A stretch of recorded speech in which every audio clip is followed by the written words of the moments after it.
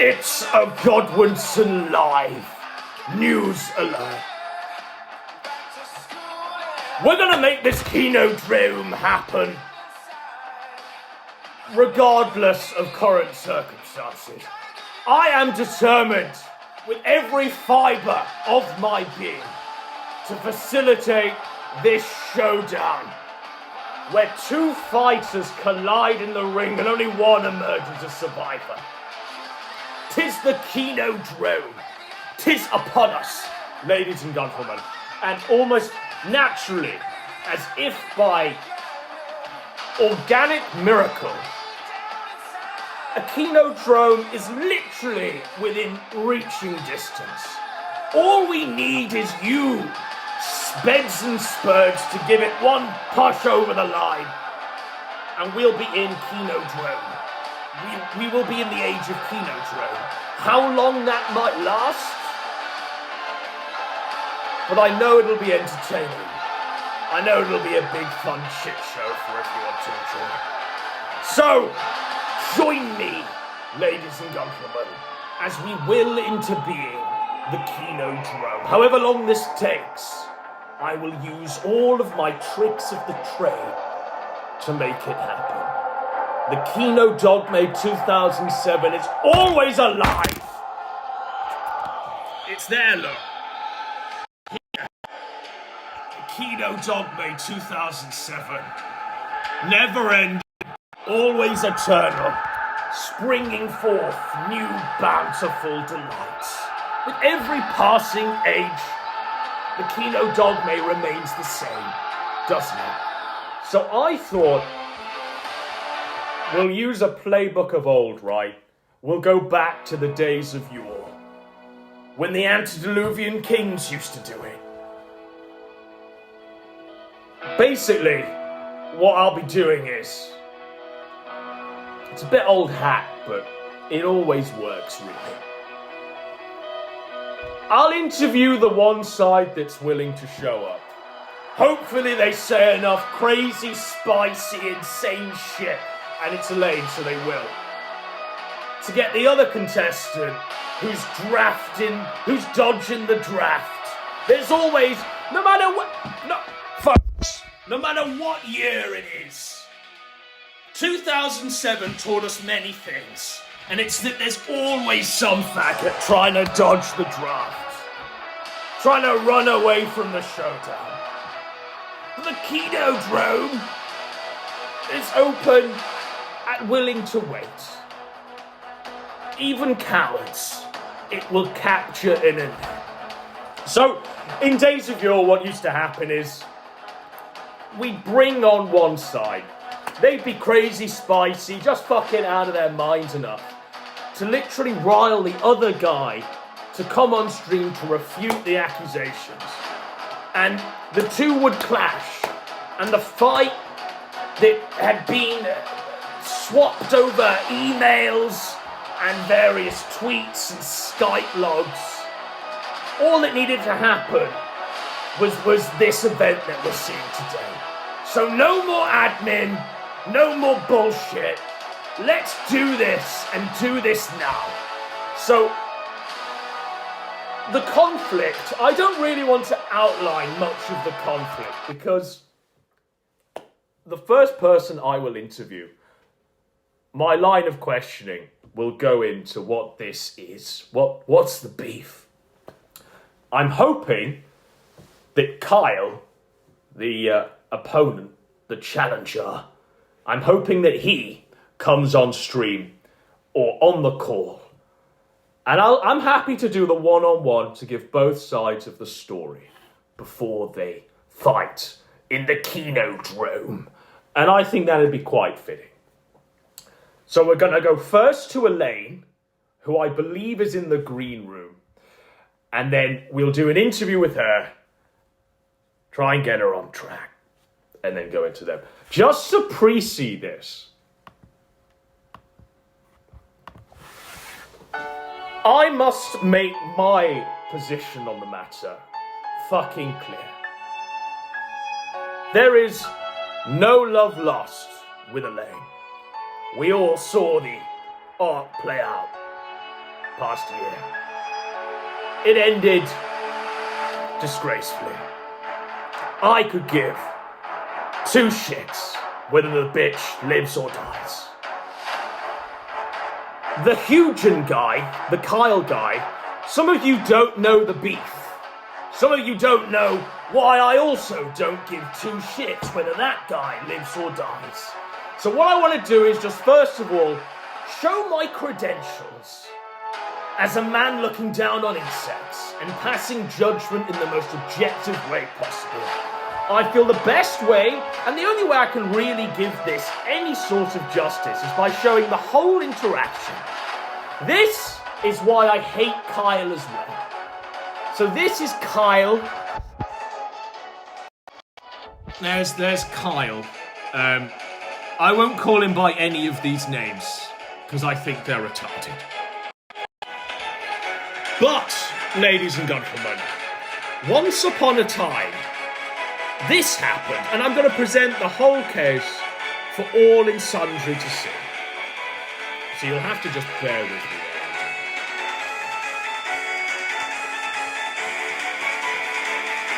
Okay. So, this is why I hate Carl! Let's go, and I'll do it to this. So, Kyle, in my DM, says, "Can you guys lay into Gator for a good minute or so? Something clippable for Twitter that will get the audience going." First of all, who the fuck are you? Who are you? Who are you then to ask anything of me? Insect. You are in no position to make requests to me. Something clippable for Twitter? Who do you think you're talking to? Something clippable for Twitter? Clip this, faggot. Clip this shit show, bro. Something clippable for Twitter. Now, take note of the date here. It had seemed that this guy had sort of speed-runned the arc of appearing on the internet and then instantly getting a 10 page at the time, almost instantly, Kiwi Farms thread. He'd instantly speed-ran this shit, and there was some degenerate shit on his OP there that, required further reading, is all I can say. So I said, "You up for a stream tonight, the night his thread dropped?" He then sends me this. I'm like, "What is this, bro?" I read it. I'd be up for any other time, but at the minute, I'm just doing a bit of clipping. Bit of clipping?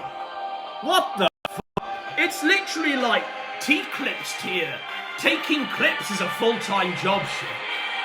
What the I thought we harpooned this shit out of existence with pigtails. Did we not?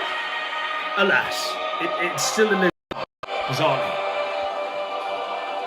He says, I just had all my personal information leaked, and now have a thread about me. Well, duh.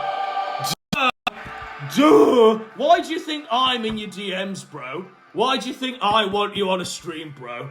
Why do you think I ignored your fucking give me a clip? And then I'm instantly up in your shit the moment your life has turned to ruin. I am literally I am what you see when you, just pass the line of no return. I am the Grim Reaper, bro. I had no interest in this shit. Now I have interest because your life is fucked. And, you'd be up for a stream any other time. This is the only time ever, apart from today, that I will ever be interested. But we'll move on. He says, "I've had a couple of bits I've had to clear up. but I'll be making more content soon. So I'd definitely be up for that for some point. Thank you for the offer though, fire. Right, okay. I'm like, what is that? Why is that a screenshot? And why is it blue like my message? Am I retarded? What's going on? What is that? And then to add insult into fucking injury. Like, for real, the amount of disrespect this man showed me in the messages that he said, just appalling. And he wonders why. He wonders why. He goes, oi oi, what a way to greet someone, by the way. Oi oi. I am your social better, sir. Literally every way, shape or form, I am above you in a station in life. I look down on you. For real. I say that without any irony. I literally look down on you. I see you as like an alien or an insect. Oi oi. Holy shit. Oi oi. He goes, oi. I just sent the same message to Percy. What a fucking insult. I just sent the same message. Bro. The reason why I'm pissed, he sends Percy the reply before I do, then screenshots me the message to Percy. How fucking disrespectful can you be, sir? Just full on disrespect. It's like, I know nothing like it. Genuinely, there's nothing to liken it to. And you thought this would endear me to you, sir? Just this level of etiquette. Like, I know you were probably born in a barn, have no social etiquette, have no reverence for those that are in any way, shape or form better than you. But, holy fuck. Check yourself. He then says, nonsense. Save me typing, I just copied and pasted. Oh, what great effort, you know. Again though, thank you for the offer. Yeah, you seemed real grateful. Real courteous in the exchange, screenshotting me a reply that you sent to someone else before me. I just send a skull emoji saying sounds weak. He blasts off. He goes full Brian, and we'll do the Brian voice. If I gave a fuck what others thought. Sorry, I need to get into it.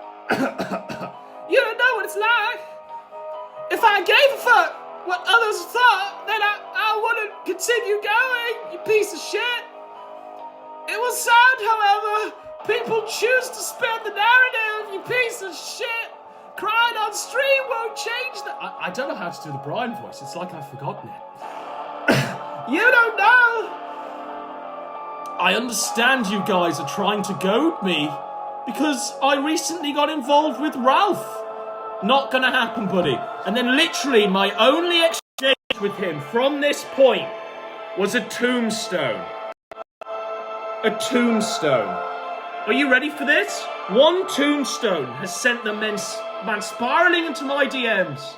And every tweet I've made, every day for the past 2 months, 3 months, how long's it been since the 1st of April? This guy's been off his rocker. Fucking out of it. So, believe me, folks,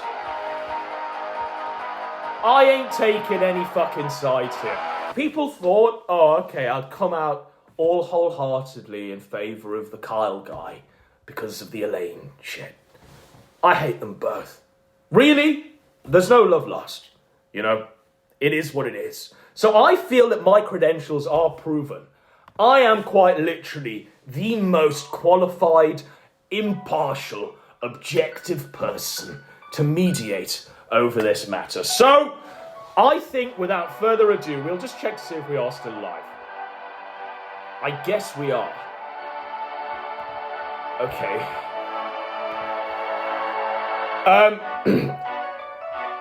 And then I will go in to the interview.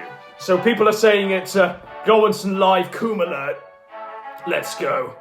What happened to Elaine I used to follow? Or maybe we'll find out some answers tonight. Lol, I don't remember picking this username.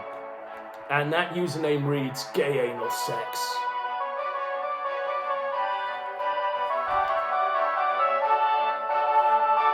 This is going to go well, Lamau. It's tough. Cut his throat.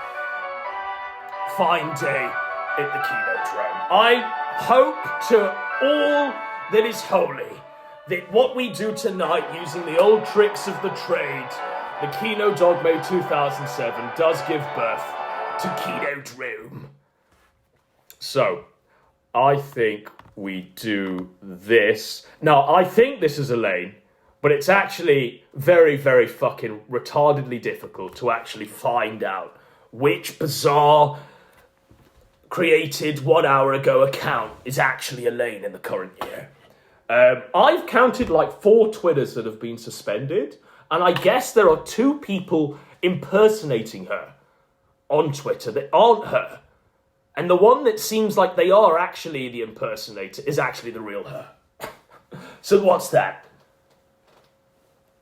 Let's make it 10 accounts.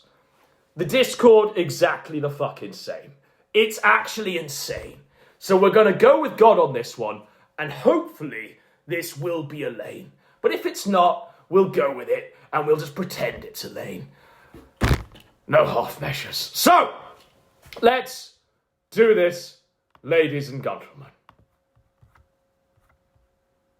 We need this, we need this, I need this, and go. All right.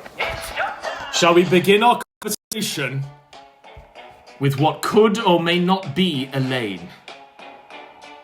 So I guess it's tried to call us a few times. It says do a space. Like this? Do a space? I've done a few spaces there, Elaine.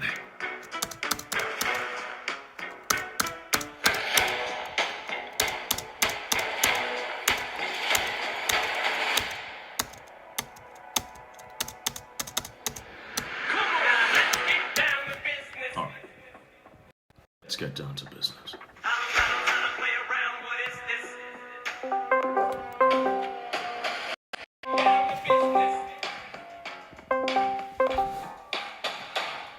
Hey now! Hello, we live. We are live. Is this the real Elaine? Yes, this is actually me. Who the fuck else would it be? Okay, Elaine. You can hear me, right? I can hear you, and I think everyone else can as well. So, what we're going to do is, we're going to get down... Just to let you know, are you on... Godwinson, are you on Rumble or Kick? Because it says your video is unavailable on Rumble. Well, we should be available. Like it... Yeah, I don't know if you got flagged, but anyway, the link you posted on your Twitter doesn't work when you click on it. Okay. But anyway... Well, look at this. We are live, I believe. So, right. Let's get down to business, though. So, I'm going to start in order, and I'm hoping you answer in order. So leave anything that's happened beyond my question, just for the later questions. Is that okay? Okay, Uwu. Right. Go for it. So, I want to know how you started this friendship with Twitter Geek, iHuge, and Kyle. And I will just say, I will be taking, in his absence, a contrary position. So I will be making challenges to things that you say that I imagine he will say in order to goad him onto the stream so he can challenge you himself. Yes? Okay. But, okay. Also, just check the link you post on Twitter because it says that the video is unavailable. I think we'll be fine. I think we're absolutely fine. Okay, while I'm talking. So, I met him because so he was sort of just part of this sort of like group of people who watch me and Ralph, who I know I see in chat regularly. Ralph sees in chat regularly. That whole Jackson 6 group, I mean, they watch us. So these are just people that watch my channel who I sort of was like friendly with. And Twitter Geek posts up through, I think, recommended or something. So just for clarity, Twitter Geek is Kyle Coleman, right? Yes, Okay. it's the same person. That's fine. So he pops up during when I was like, looking into all of that stuff, and I started talking to him because it's evident that he's friends with people that are supporters of me and Ralph. So I was like, okay, this is like someone who's on our side. I don't entirely remember how the interaction started, but all I remember is that he is from the commentary community originally. Right. So he was part of the commentary community, and he left that community to be part of the sector because he was supposedly thrown out. Now, Okay. the way he tells it is that he doxed people. They got mad at him for being an evil, scary doxer, and they kicked him out. But to be fair, everyone that I've met from the commentary community has told me that he got kicked out for being a loser. So I don't really know.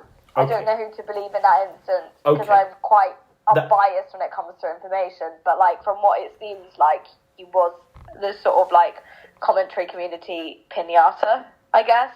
Okay, that's brilliant. That's some great context there, Elaine. So what I want to do quickly is just try and get a time frame for when this started. So how long ago was this? A few months ago? A year ago? When did this start, that you and him became friends?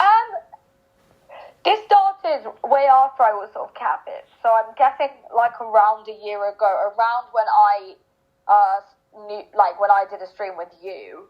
So it has to be around that point or a little bit after. So you've been friends for a good long time, is what I'm trying to get at. Around a year, yeah. I'd say, yeah. And the nature of that friendship then, Elaine, because I saw publicly that you were, replying to each other on Twitter, you were joining each other on various wars, and just describe the nature of that friendship, how it actually took place. So, the thing with me is, a lot of people sort of link themselves to me because I'm sort of, the problem that I have is that a lot of people see me as an attack dog. So they realise that if they become friendly, that's instant key to having everyone that they dislike doxed. And Right. the thing with that was, he,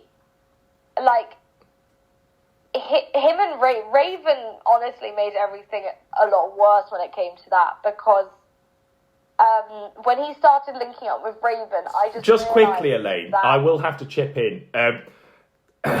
I was going to save the Raven stuff for afterwards because I assumed that she came on after the scene, after she was rejected by Warski. So I didn't know that Raven was actually in the picture at this point when you started this friendship and you were having this friendship. Yeah, so it started with Raven around when Raven went on the kill stream and I bullied Jim. Do you remember when Jim started jihad on me? That was when Raven first was in the picture. So a few months ago.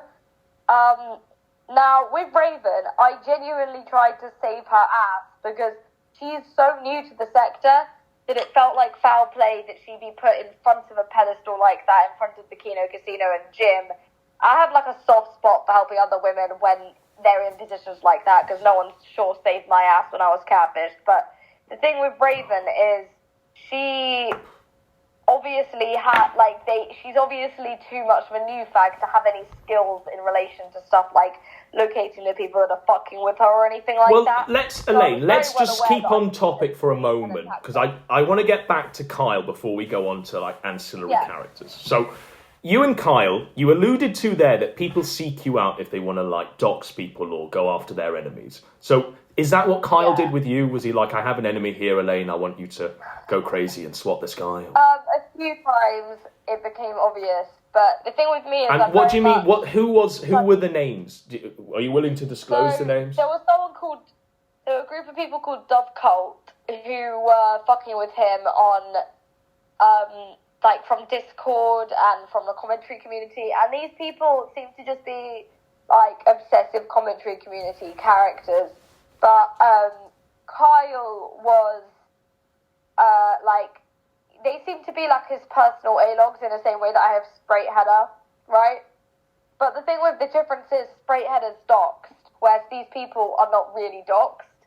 So Kyle had a bunch of no names basically fucking with them. And did he have Elaine? Did he have some sort of sob story then to you to get you to? Yes. Oh, and what was that story? So he told me the way he paints it is that supposedly Dove Cult is someone named Ryan who supposedly is a member of was an ex-Jehovah's Witness. I know that sounds crazy. I'm just reiterating what he said to me. Supposedly he is an ex-Jehovah's Witness who basically hates women, and he's attacking Kyle to somehow get at some girl. The whole thing is just schizo. The whole sob story was that Kyle was framed as a woman beater and a shit husband because Dovecole linked up with his ex-girlfriend. They collabed on Gay Ops together or something. So he has a sob story, and do you believe him? Does he show receipts to make you believe him, or do you just take him at his word? Now, the reason I don't believe anyone in this at all, okay, because all of them have ulterior motives. So when it comes down to people like Dovecult, they are the types of A-logs in the same way Sprite is, where they will see any tiny thing and they will equate it to their narrative. So they'll see Kyle saying something like, oh, I don't like that girl, whatever, and they'll be like, he's a woman beater. But with Kyle will turn around and say, anyone that's A-logging me is part of X, Y, and Z group. Anyone that's A-logging me in the commentary community is just doing it because they're jealous of my amazing mastermind doxing skills. So right. The thing is, neither side really tell the truth. So I'm just in a But you must have assumed everything. it. But the thing is, for you to, you'd have called him a friend, right? Before, obviously, all of these. Yeah, but at the same time, you never trusted him. So I don't really trust anyone, but I keep even with my friends, if I'm going to call them out on something like this while I'm friends with them, I'll call them out in private, right? I'm not going to publicly be like, you're a fucking lying gimp, because that's just not what you do. But right. The thing is, at the same time, there's little to be done with these people because, I know who they all are, but at the same time, they are no-name commentary community sort of fags. It's I think I've got enough of a picture here, Elaine, on this guy's enemies, the reason why you became friends with him, and what was going on there. So I want to know then. He ends up with a thread, yeah. Yeah, he ends up with all of this stuff. We'll get into that. But what I then want to know really is so the nature of that friendship, does it go beyond him going swap my enemies, or does it go beyond that? Do you share stories about your lives, and is there a friendship there beyond this? The reason that I wasn't really worried about him leaking my DMs is because there's nothing really that I would be that scared of leaking.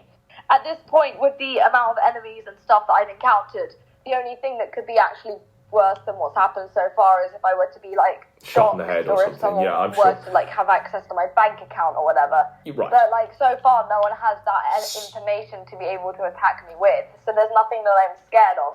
But he sure told me stuff about him and Raven, and about the fact that he was overly sympathetic towards this person. And so how many DMs were exchanged between you two then over the course of this friendship?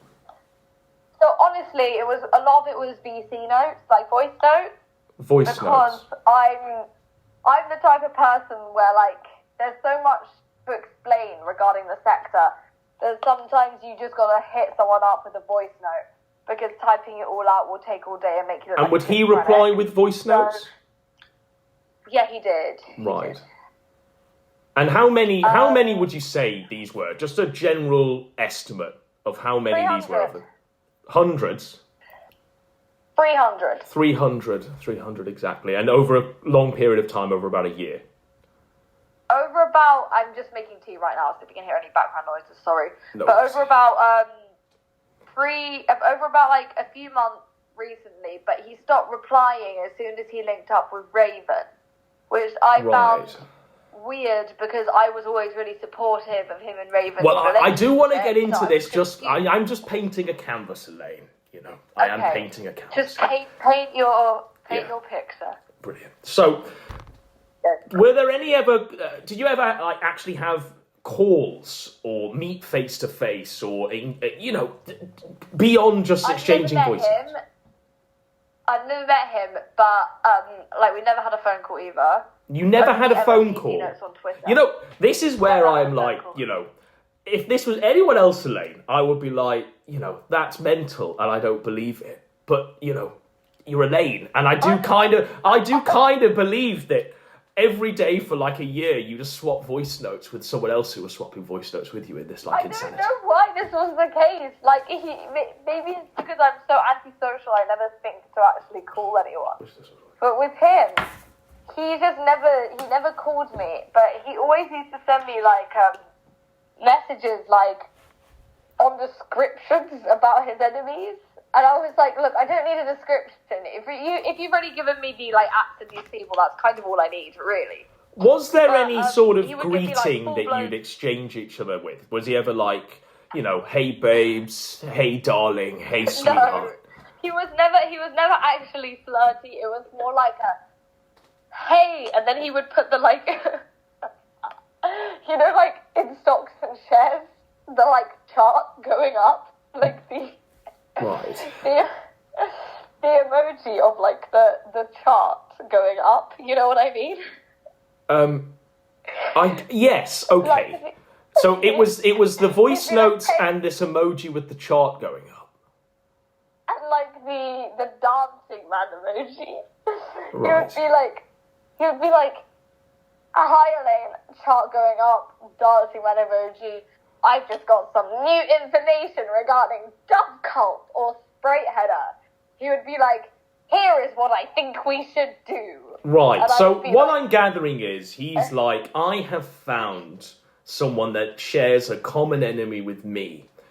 And probably I feel a spiritual connection where we're both insane as fuck and we can both plan gay acts on the common enemy. So what you're saying is that there was nothing overtly sort of sexual or romantic, There was nothing sexual. or even romantic in any of these exchanges. No, there wasn't. There genuinely wasn't. Fantastic. So, I now want to get into when this Raven comes on the scene. Now, I know this Raven person to be literally like Warski's sloppy second, some 36-year-old like model that Warski was trying to hook up with. So that's literally my only knowing of this tangentially from the sector. That's all I know. Okay. So, Raven, I felt... Okay, I'll just try and explain from the start. So the first I heard of Raven was Twitter Geek was in my DM saying there's this new girl... So Twitter Geek Kyle. I mean, can we just clarify? Every time you mention... Just say Kyle. Twitter Geek is Kyle. Fantastic. It's the same person. Yeah. IQ Jam, Twitter Geek, it's all one guy. Kyle. So, Kyle was in my DMs and he was like, there's this new girl. She's going to go on Ralph's show soon. Her name is Raven. She's new to the sector. Would you be like a little bit of guidance for her? And I was like, I have no problem with that. You were pre-show prep, were you? Huh? You were like pre-show prep for this Raven to go on Ralph's show. Yeah, so I was like, listen, I will help her because I have like a soft spot for women that are put in the sector and they're new to it. Because when I first showed up, I had everyone's calling me Skeletor. Well, some people still do. I had people telling me that I should kill myself. So I know what it's like for women in the sector. Yes. So I was like, okay, yeah, no, I'll help her because she hates gym too. She hates Cog. Why not? Right. So I hit Raven up, and I swear to God, every fucking time she replies, it's like an essay. Like a full-blown 3-page essay. Every time she texts me, it's this huge essay, and I'm like, I don't really know what to do with that. So, just quickly, Elaine, when social. Kyle is like, can you train this Raven up to be show ready for the Ralph show? Yeah. Does he introduce her in any way that says, this is my girlfriend, or anything like that? No, he introduced her as like some girl that he was speaking to because I don't know, she was like a victim of war skiers. But the whole thing was really weird to me because I was like, why have you taken this personal sort of like troll shield role over this person? Even though like I kind of get it because Warski was objectively a disgusting piece of shit to her. At the same time, it was sort of like, well, where are you in this, Kyle? Like, why did you get involved? Did you ask him why? Did you ever inquire on that? I didn't ask him why. I'm barely the type of person where, like, you know, I don't send big replies. A lot of the times I don't reply. So So I often just keep things to myself and try and come to my own conclusions, because I don't like getting into this whole, like, I don't like drama with people that I'm on good terms with. So I try and just not ask anything that I know could trigger someone, and half the time with these people in the sector, they are so schizophrenic, I don't know what will trigger someone. But so did you suspect anything, Elaine? I mean, you know, you're a clever girl. Did you suspect, like, okay, something was going on here between these two? At first, the only reason I did not is because of how old she is in comparison to him. And how old is she? Like, is she like 10 years older or something like that? Is that right? Her name is Zoe Northam. I have like her, last night I said a few people that I know on Telegram to dox her. I'm not going to say the dox because that's like stupid, but her name is Zoe, Zoe Northam. She is around nearly 40. Right. And Kyle should be around 30. Right. So this whole thing, or in his 30s, but definitely not late 30s. So she is nearly 40, and her sister died of cancer, which is something else I found with a fundraising link when we found the docs. Her sister died of cancer in around 2015. So I don't know if I feel like she went off the wagon after that. Okay, that brings it back, because I thought that was a bit left field there. But okay, so you're saying that the reason why she is this way is because, like, personal loss is triggered some sort of... Yes, okay. So she did the fundraiser.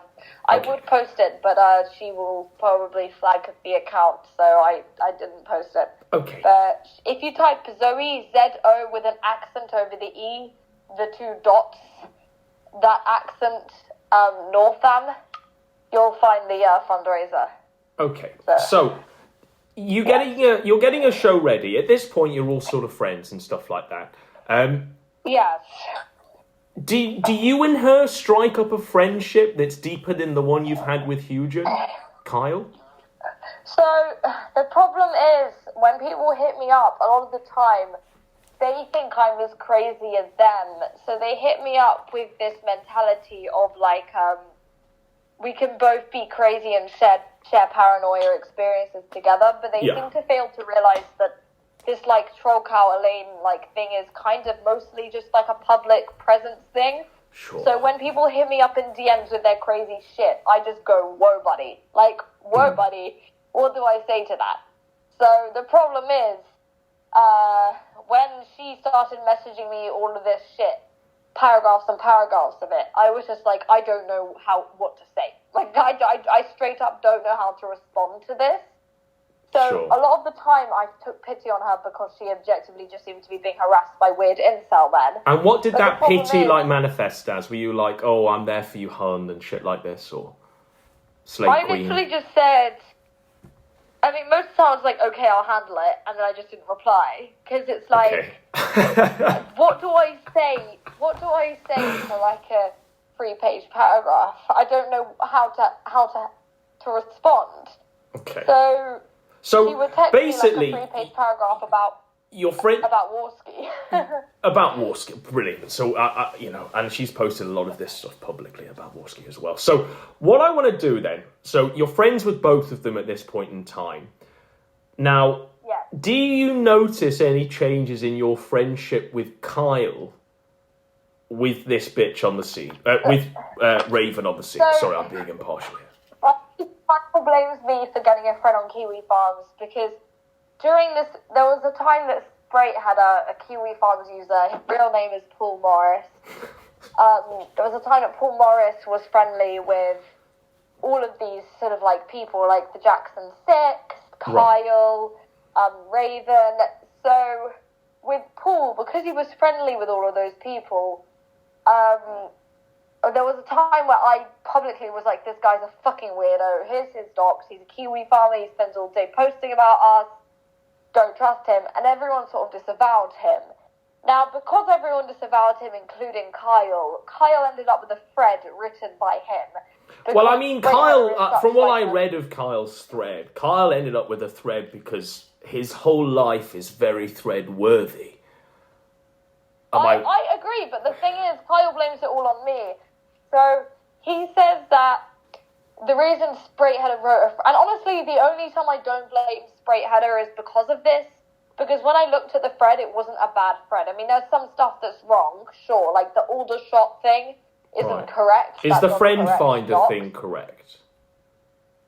I don't know. And the reason I don't know is because with these commentary community people, a lot of the time people will create profiles to try and like humiliate someone or turn them into a further cow because they don't have enough on that person. And like, sure, it could be correct, but the one thing that does line up for me is that they claim that on this friend finder profile that he had AIDS positive, like in his bio, and that would line up very much with the article that was located last night that there was a Kyle Coleman arrested in from Black Horse Road for heroin possession, because often people who use heroin, they're using dirty needles, and that's how AIDS is transmitted. Right. So that would line up for me. And what about any of the sexual shit that came out? You know, from what I understood of it, stuff about swinging, on cheating on his wife, or leaving his wife to sleep with all genders. He never confirmed or denied any of that stuff to me. He just said that the wife beater stuff was not true. Right.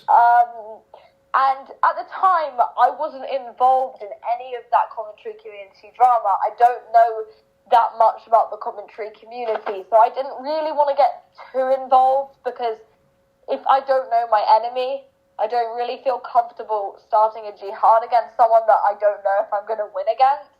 Right. So with the commentary community people, I just sort of was like, I need to do more research. I cannot go ISIS on these people. I need to look into them But more. I imagine, as he was your friend, you've been swapping these voice notes, sending, you're talking to this, you're meeting friends through him, this Raven girl. You are taking him at face value and going, what a great injustice that this poor guy has had a thread on him for no reason. So,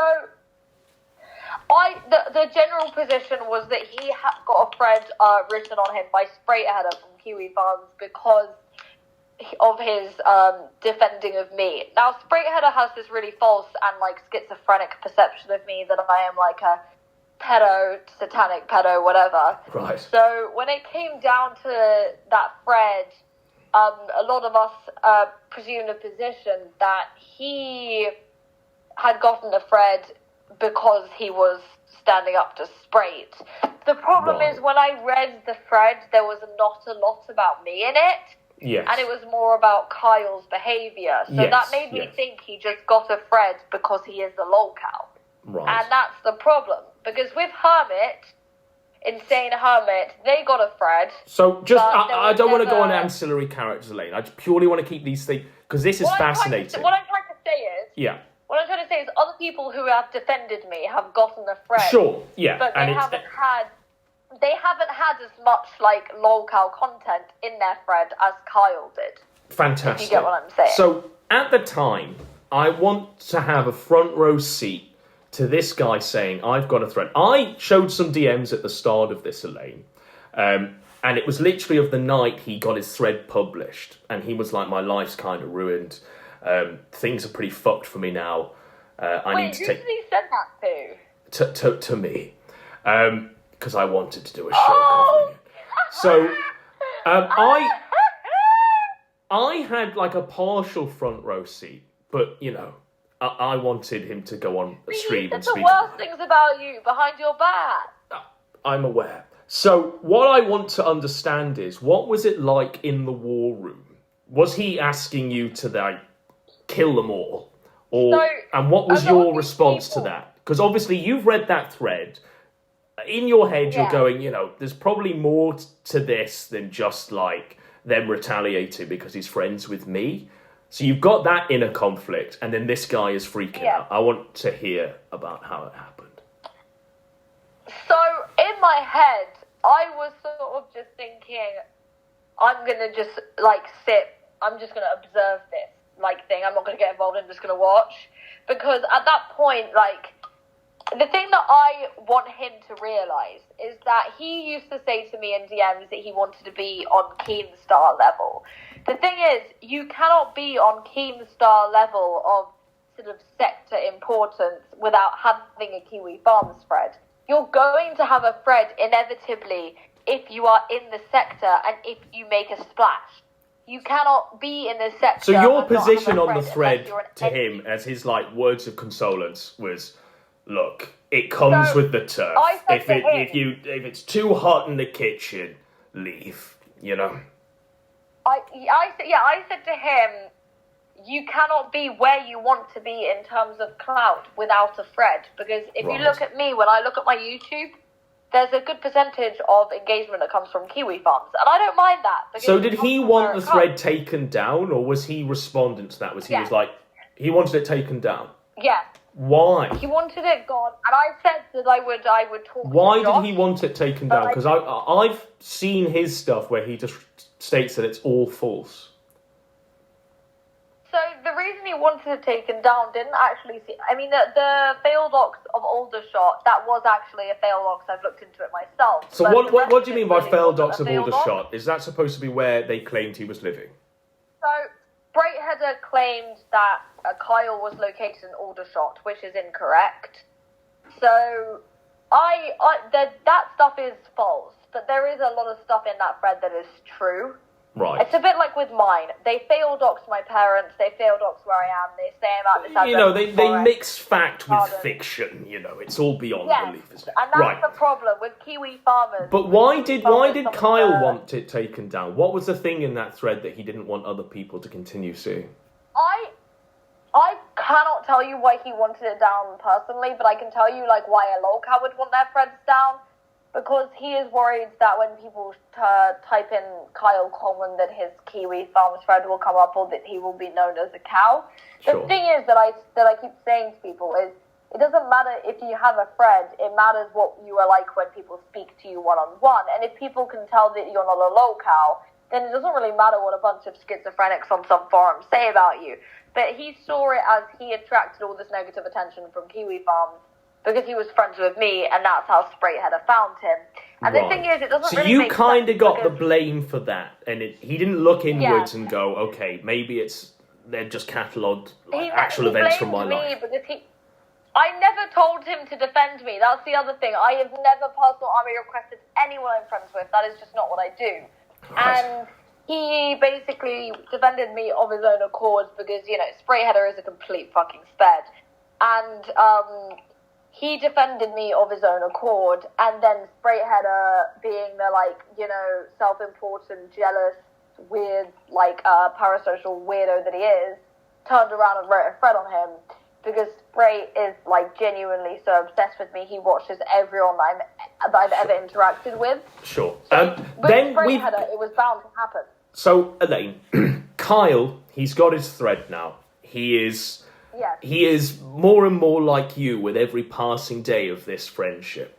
Does he blame you directly, or is it very passive-aggressive? Is it what you suspect is the vibe? Me, a lot of people, a lot of his friends have DM'd me a lot, like as in 10 plus, saying that he blames me for... Did he ever say to you during the course of this friendship, I blame you for this bitch? Not directly, but it became apparent that he did. Right, okay, pin that thought. So, I now want to know, you've read the thread, you're friends with the guy, Yeah. You're reading stuff in this thread. Did you ask any questions about the wife shit, or what did you know about the wife shit before that thread was put up, and did it clarify anything, the thread, about what his versions of events were, and what you came to know? So I have a general... I am so apathetic to a lot of this shit that someone could have a thread posted about them saying that they've murdered someone, and I probably wouldn't ask about it. And unless it's pedophile shit, I don't really care. So a lot of the time I just sort of read the thread and I just sort of stood in this sort of like I don't care if it's true, it may be true, it may not be true, I'm 50-50 type of position. But he DM'd me saying that all the wife beater shit wasn't true. So what did he told you about anything his else. life before? Did he tell you he'd left his wife? Like when you're first friends, is he like, look, I have this history. I've left my wife. I'm on Friend Finder. BPD. He told me his mother has BPD and grew up on a council estate, and that explains why he has BPD. Right. Did he mention anything about being married or promiscuity? No, he pointedly tried to sort of like create this separation. So was the first time you people found in the out sector. about this wife and all this when that thread was published? I heard like whisperings of it before, because I pay quite a lot of attention to what's going around on Twitter. I have a bot that spits back to me results for people's names. Right. And like the keywords. So I got like a lot of results automatically sent to me saying stuff from like accounts like iHuge and Watch and Slow Drip.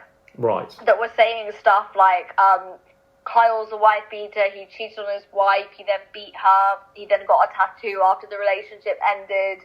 The Stewie Griffin tattoo. So I got a lot of results. For that. He never really mentioned it to me directly himself. Right. He kind of refused almost to like make that. It was almost like he has divorced his commentary community personality from the sector. He wanted the sector sort of to be his fresh start. Okay. How he was treated in commentary. And certainly from what I gather from what you're saying, and I assume it to be true, he is not in any way, shape or form trying to like ingratiate himself with you beyond just trying to get you to be a common enemy killer. He doesn't want to like bone you. He doesn't want to do anything romantic or sexual with you. He just purely wants a colleague to march into battle with. That's what I'm getting from this. Kind of, yeah, but the problem is,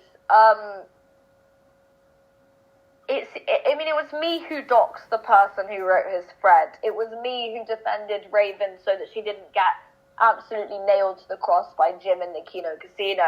I have saved their ass so many times that I would expect one day to not wake up to some schizophrenic theory by Pin that Kyle thought, Elaine, because I am getting there. I am getting there. So, yeah. I just wanted to establish that, and so we are going to just agree on a common truth that you don't think this guy was trying to, like, get in your pants. Yes or no? No, I don't. Fantastic. Brilliant. So, Raven comes on the scene. You're friends with her. You're getting her ready for show. You know, you're being a fellow female in the sector. You know, you're being a bro. Cringe, but yeah. What happens then, Elaine? When do you find out that those two are in, like, an e-relationship? 3 days ago, or something. Like... No, I mean, Elaine, I knew longer than 3 days ago. He's had on his Twitter... Why didn't you fucking Elaine, tell me? he's had on his Twitter profile for, like, the past 2 months, but I haven't owned by checked this the account Raven... because I was banned. I know for a So fact I that thought- he's been dating this e-girl for a lot longer than 3 days. Now, I guess in person... that's a new development. But I know online they've been going back. And I know that you knew beyond 3 days ago because you were always complimenting them on how much of a cute couple they were, Elaine. So let's row it back. That was literally a few days ago. I complimented them like a few days ago. But the thing is, I first saw them in each other's statuses. And because I am like weird and autistic about this shit, I just thought that they were like boosting each other's profiles or something. Right. Like, I know that's insane, but they didn't actually directly have, like, in their original statuses, it didn't say what it says now. It said something like else that could be read differently. So Right. I just thought that they were like making a joke because Raven got Kyle to do blackface or something. So I thought this was like alluding to that event or something, and that like Raven was like, the joke was that he was that she was his like locale partner in crime. I just didn't think that they were like you know, So was it down in the dirt. Did they ever IRL. speak to you about the other? Did Kyle ever go to you and go? No, never. Right. Okay. Right. Never. So it really was like a massive shock then when you found out that they were dating. I mean, I thought it was funny, to be honest. When I first heard about it, I was just like, you know what? Go figure. They both send me paragraphs and talk about their enemies. No, but at that point you were friends. So Go Elaine, figure. what I want to clarify is you were friendly with the couple. You know, you were complimenting them on how much of a cute couple they were. Yeah. Right. Yeah. So talk to me about the friendship when they're a couple. How is the dynamic? Do you still DM each other's all of this stuff? Do you interact? None of them. They weren't replying to me for weeks. Apart from that one time where Hugh Jan responded in public to me saying congrats, because my autistic ass had figured out they were a couple. So Hugh Jan replied to me in public. I then sent him a public message saying you should DM me because it was about Spray Header. Because a group on Telegram had found more of his account. So I was like, I've got more information on someone we both hate. But he never DM'd me back. And I was like, oh, that's weird. Maybe it's because I'm shadow banned. So I just left it because I don't really care that much. But then I DM'd Raven, and I said, hey, are you guys okay? Because it was kind of strange the way they were both acting. So elaborate on that, please. Elaborate on the vibe you were sensing, Elaine. Okay. So none of the people that I know that Twitter Geek knew had actually heard from him for days. He was silent on the DM front with people, so I was worried about them both. Raven hadn't sent me one of her huge paragraphs. I thought that they were like, I just didn't know what had happened. I was wondering if they were mad at me, but no one else had heard from them either. So I was like, oh, that's weird. I usually get loads of messages from them. So I decided to just like hit Raven up and Hugh Jan and be like, hey, are you guys doing okay? The thing is, I never heard back from them, which I thought was weird, and I took that to mean like, something must have happened that I don't know about. Now, I didn't know that they were coming up with all these schizophrenic theories about me behind my back.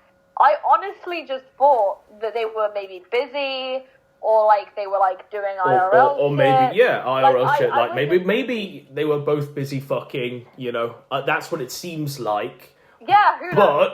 But we will now get into the crux of the matter. So, okay. I read on my Twitter feed, oh my gosh, it looks like Elaine's being called a schizophrenic whore by her number one simp, Kyle, on Twitter. And I was like, what has happened? What is going on? So explain what you experienced. So, there's been lots of tweets back and forth.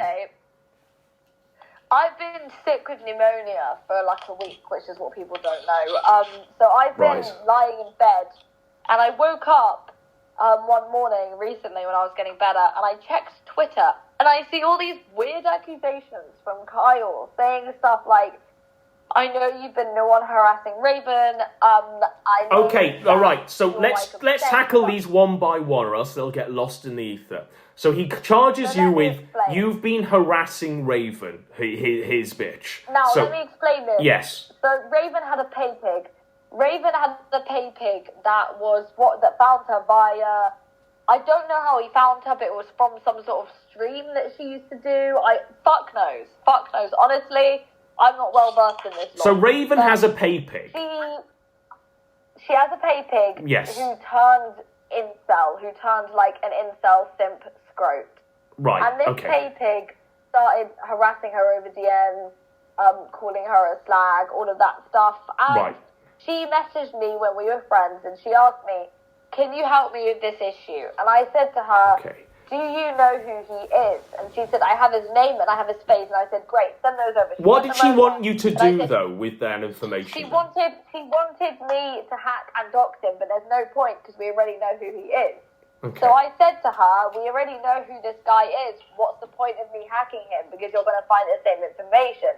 She then says to me, "How can we get him to stop?" And I said, "You should file a police report. I can give you the form.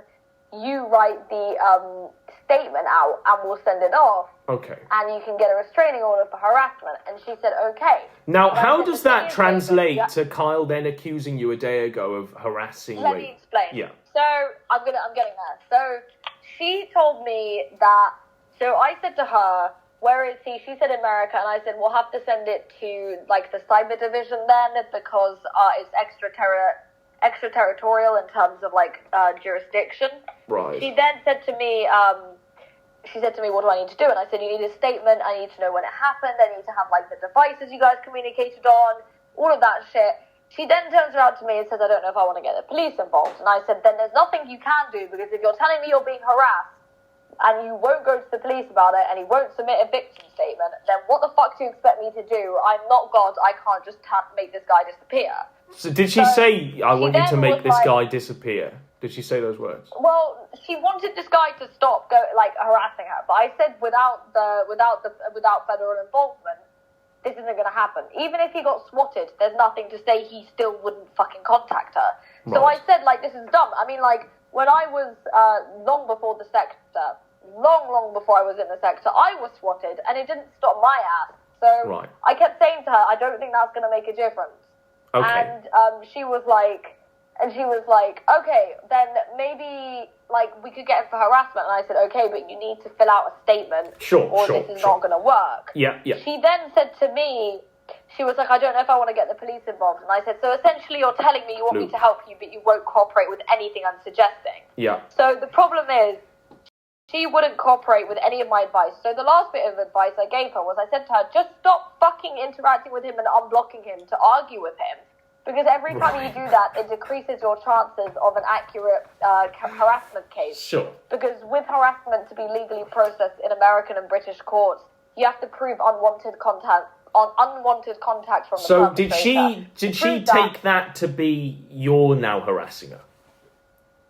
She took that to mean that I wasn't on her side and I wasn't going to help her, because I told her to stop fucking talking to the person she was accusing of harassment. So that then translates in Kyle's mind. You're saying that you are responsible for harassing. He's a schizo on drugs, so he took that to mean she's not going to help us, so that means that she's endorsing it or whatever. Okay, right. Let's put a pin on the Raven harassment charge. Now there was other charges. They have his face. It's so stupid. They know what he looks like. So there's other charges that he's come at you with in that initial. Remember, you wake up, you're ill. You're looking at your phone. He's charged you with harassing Raven, and there's other shit that you've been charged with, such as. Yep. So he said that I lied about there being child pornography of me on kiwi farms. Right. It's a lie. Now this is. I've read the Batman origin story, and he said that he became your friend and defended your honor because he doesn't like women being treated this way. And he was under the impression that it was true, and how he's just found out that it's a lie. When did he find out? Did he ever challenge you on it? Explain this. So, the reason why he thinks it's a lie is because it was taken down because I told Josh with proof. I had proof that it was... Did he ever, during your friendship, say this is a lie? Or challenge you on it and go, is this real? Right. Never. So I explained to him the passport was forged of me, but how the child pornography thing happened was an ex of mine who goes by Connor Claydon. During the catfishing thing, when the adult photos of me 18 plus were released, an ex of mine decided to muscle in and upload a bunch of CP as me. When we were dating. Right, okay. So he then says your CP's a lie. Sure, okay. We'll keep that. What the other charges then, Elaine, that he's charged you with? So he also said that that I was that I was jealous of him and Raven's relationship. Okay, and then he charged you with jealousy. Now, why do you think you are being charged with that accusation? I don't know, because I would genuinely rather blow my brains out than fuck either of them. Now, all of these things that he has said, they're enough to sort of break away something, but with the level of vitriol and the length of content that has been produced over this in terms of tweets has been sizable. And I've not known... There clearly is more to this, Elaine. Now, are you able to elaborate on this? I don't know, because I've always been happy for them both as a couple. Like, I don't care. Like, neither of them are my type, so what the fuck? So I was like, oh, cool, they're quite similar, they should get on. And I just didn't think much of it. Like, it was such a non-thing to me. It was just like, oh, they're dating now, that makes sense. So why do you think, then, that the worm has turned and they're now so vehemently in the anti-Elaine camp? They're on drugs together or something. They're on drugs together. Right, now I want to get into this. So... we are both, we have both, partaken a few times. We are experienced ourselves in, love on drugs. We are very well versed. Well versed. So we can speak from... So tell me what you observe with them and how you suspect that it is drugs. And tell me what drugs, and tell me if he ever told you about drug use and she did. Just go into the drug side of all of this story. So I was always confused by Raven constantly sending me these big paragraphs because, a sober person doesn't respond like that. They don't send massive, massive long paragraphs panicking, like on the degree she was, if you're in a sound of mind. She sent such massive paragraphs that I was like, how do you have the, fucks to give about this shit this much? So I was like, you have to be, on speed or something. Because, who the fuck types that many words into, a hello response, So you suspected from the jump that they were on speed? Or she was on speed? I think that Q-Jan Kyle was sober for a little bit. And what happened was, when he and Raven hooked up, that's when the, downward spiral into drug use started. I know that. Because that's also around the time... I also want to let you know, just like a side note, because this is really related, that when Eve and Ralph brought back you and Persip, and we all sort of, mended our jihad, the thing was, the only person that had any objections was Kyle, and he was whining in the background, saying, Godwinson and Persip are snake... faggots. I don't know if you're going to get flagged for saying that or not. So, snake faggots. Yeah, because I don't want you to get flagged. So, because he's probably watching this. So he said that, and he made this massive fuss. And I just said, I don't really care if Ralph wants to bring Godwinson and Persip back. At the end of the day, it's people fall out, they make up. Who gives a fuck? So I was just like, I don't really have a problem with it. And then Ralph got involved, and Ralph tagged Q-Jan and was like, why are you behaving like this? Said something along those lines of why are you acting like this? We're all okay with them, and Trollcow wasn't even mad. And he said that about me, and I was like, yeah, I don't care. I'm not going to police who people are friends with. That's weird. This is just online shit. And yeah, you can have friends online. So would you say that was a nail in the coffin of this friendship? This was sort of a moment where I was like, he is more mad about Godwinson and Persip being brought back than I was, who directly knew them. So I was like, that's weird. Do you directly know Persip? That's new.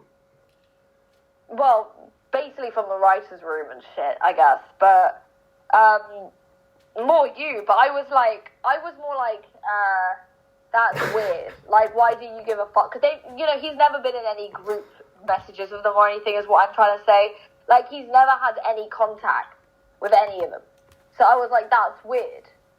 So I was like, why is he mad about this? Right. So I was confused because he's always seemed to have had a hate boner for you, and at first I assumed it was because he thought that was what I wanted, but then it became slowly apparent that he was just being weird, I guess. So I was a bit confused. Then Ralph added him and was like, Trollcow doesn't care, why do you? And then he sort of retreated, he bent the knee, I guess. Yeah. That's the only way I can put it. Like, he literally just bent the knee and was like, sorry, Ralph, yes, sir, no, sir. Right. Basically. Now, we'll go on a little tangent here. I had heard that he'd been wanting to be a co-host on Ralph's stream for a while, but very true. was constantly being told no. Very, very true. Did he ever submit the application to you and get you to proofread it? And did he ever give, like, how he was responding to being rejected over and over and over again? Now, the thing with me is, I never did an application or anything. I was just knighted. But with him, he made this into, like, this whole thing where he was like, oh my god, I'm going to be co-host of the Kill Stream. And I was trying to say to him, he was like, he didn't really ask me. The problem with me is, I think people just assume that because I go around saying crazy shit, that, like, they can do the same thing and it will work for them. The difference is, with me, a lot of it is just for content. But with him, Hugh Jan seemed to think it would work for him as well.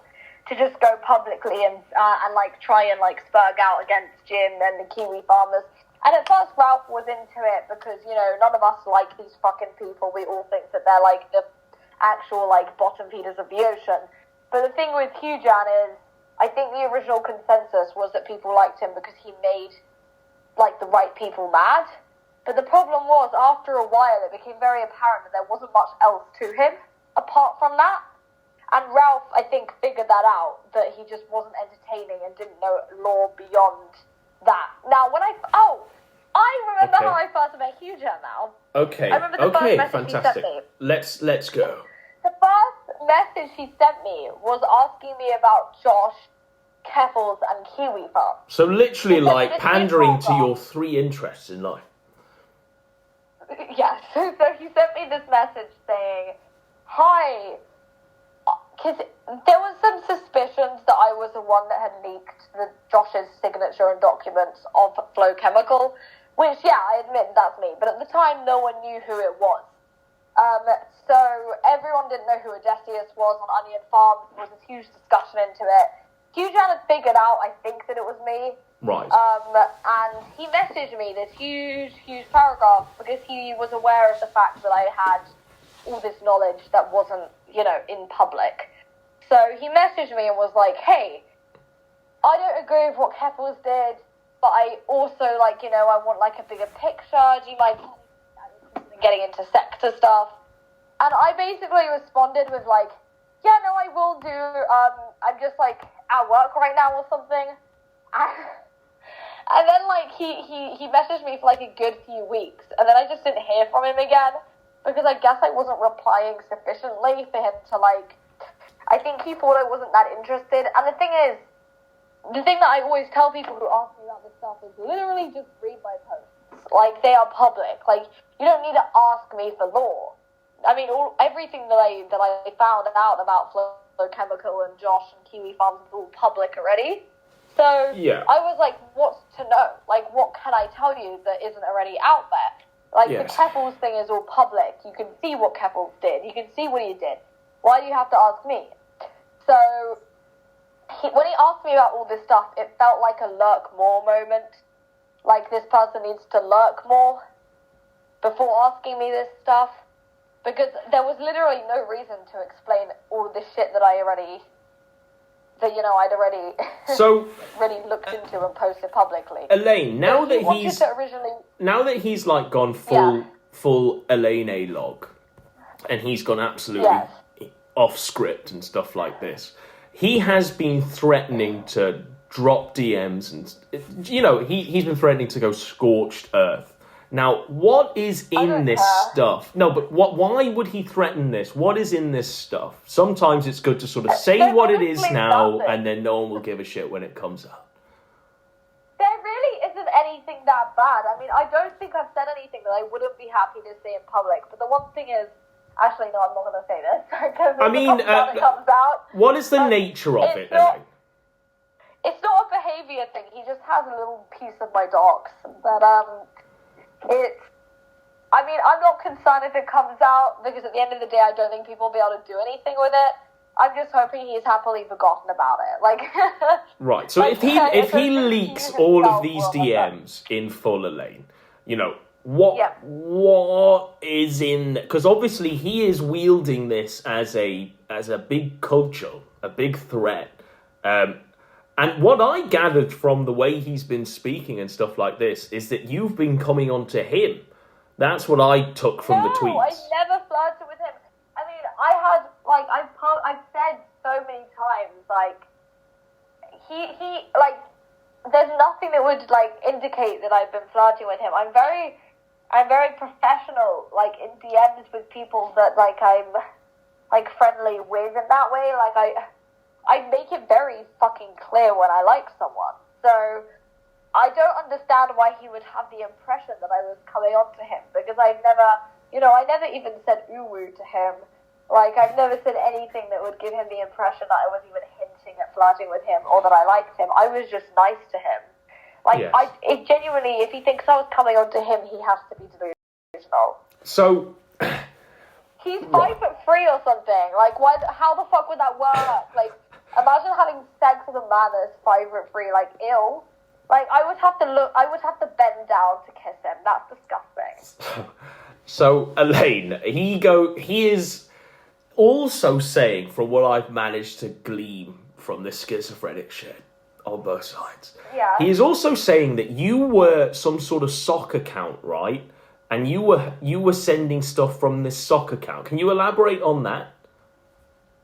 I mean, I don't have any sock accounts because I get mega banned by Twitter every time I make an account. So the thing is, I wish I had a sock account, but I fucking don't. But you are aware of the accusation, aren't you, that he's saying you're this sock account? Yeah, I'm aware, but I don't know what this is. I think what's happened here is he saw the person, that guy harassing Raven, and because they're both on drugs and like crazy, he took this, like, in his schizophrenic adult mind to think that I had something to do with this guy and that I had joined up with his cabal to harass someone who has, like, 10 times less clout in this sector and who I've literally never been on a stream with or anything. So I was like, yeah, why would this even happen? Like, what would I gain from harassing Raven on DMs? Like, that would be the fattest waste of time I could fucking imagine. But he started accusing me of this. And my only problem with these accusations is that he is in the UK. I'm in the UK a lot of the time. Like, this is a crime he's like, accusing me of. Like, this is something that could actually cause people issues. Now, it's not true, and I don't have a problem proving to the police it isn't true if he was going to go to them. Have the police been called, Elaine? All my devices. Have the police been called on your side? I mean, the thing is, people don't have my docs, so I have no idea. Because if he called the police on me, I wouldn't know about it. Because, like, I'm not at the place he thinks I'm at. Have you called the police? So if he were to get... I haven't, but if he were to get my docs from my friend, I would never know if the police had been called or not. So the thing is, if he has called them, I don't know about it. But, like, he could, I suppose, use my phone number, which is correct. That's the one part of my docs that's correct. But I haven't heard anything from the police. But the thing is, I advised Raven to go to the police first, out of everyone. I told her to report this guy to the police. I was even willing to file the statement for her. So the thing is, it's like, at the same time, I don't know why they would assume it's me. Why would I urge them to go to the police if it was me that was responsible? So the other thing is, this had started long before I even knew who Raven was. Like, when Raven went on the kill stream, it was shortly after that I found out she was being harassed, and she'd been being harassed for months before I even knew who she was, before it even came out publicly in the sector. Now, Elaine, the other thing that I want to...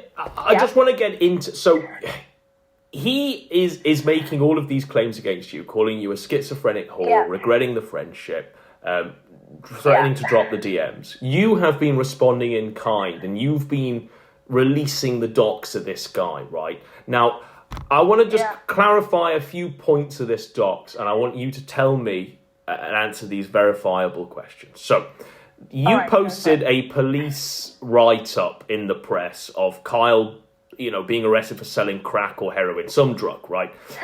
When he was like 19. Like, how do you know that's the real him, and how do you know that the Aldershot docs was false? Did he give you his docs, and did he tell you about these things that had happened in his life?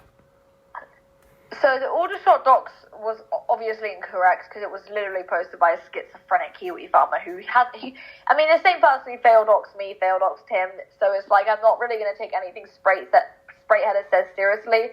In the same way, I'm not going to take anything Cyrax says seriously or Chris Sure. Chan. But did he ever give you elements of his Sprayheader, docs? Like, how did you find out about this report? Yes, he gave me elements to suggest that he definitely wasn't an Aldershot. So I know that Sprayheader, got that bit wrong, but I think the reason Sprayheader thought he was an Aldershot was because Kyle, on this supposed swingers profile on this dating app that Kyle had, he had put his location as Aldershot, but I put my location as random shit on accounts all the time, so there's no evidence that had anything to do with his address, okay? So, I don't think the Aldershot is relevant at all to him. Okay. Now, so where is he actually? Hang on a sec. I sent it to someone last night. It's wait. Oh shit! I clicked on the wrong DM. So and how do you know this is where he is actually? Is it because he's told you where he is?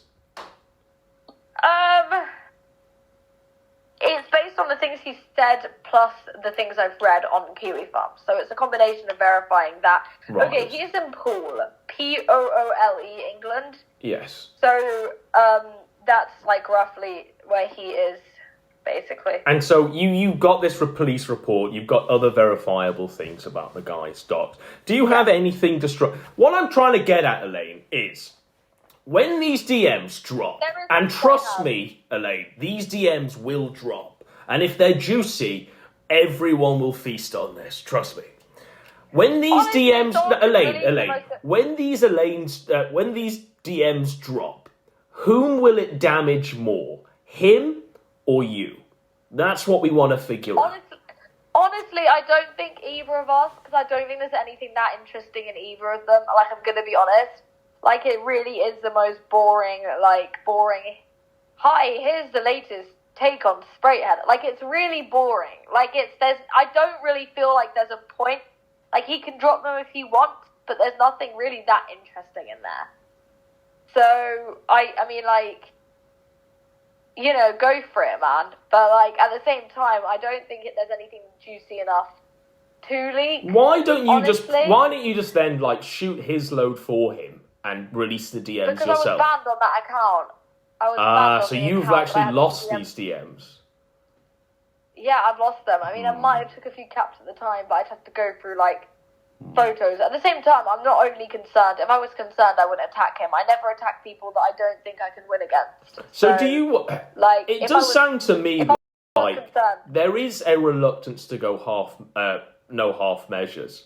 He isn't reluctant. So are you hoping if this friendship can find rebuilding, can be repaired? Honestly, my attitude is this is a schizophrenic, and loads of people that he knows have been saying to me that it's punching down for me to go after him because he's mentally ill and clearly on drugs. So the only reason I haven't completely, utterly nuked him from orbit is because he seems to just be unstable, and it does feel a little bit like... It's like bullying a Kiwi farmer. You're honestly just kicking someone with Down syndrome at that point. But when he does, because Elaine, come on, he's going to continue going now. He will make you his holy jihad, and he's going to do shit over and over and over again. And you must respond in kind. Now, what can you respond in kind with? But why would I respond in kind? Isn't that just hard-on-hard violence at a certain point? It's called the sector, Elaine. It's literally what we do. At that point, do you know how many people I have A-logging me all day, every day? If I responded to every single one of them, I would basically, that would be my whole day. He'll just become another NPC that's obsessed with me.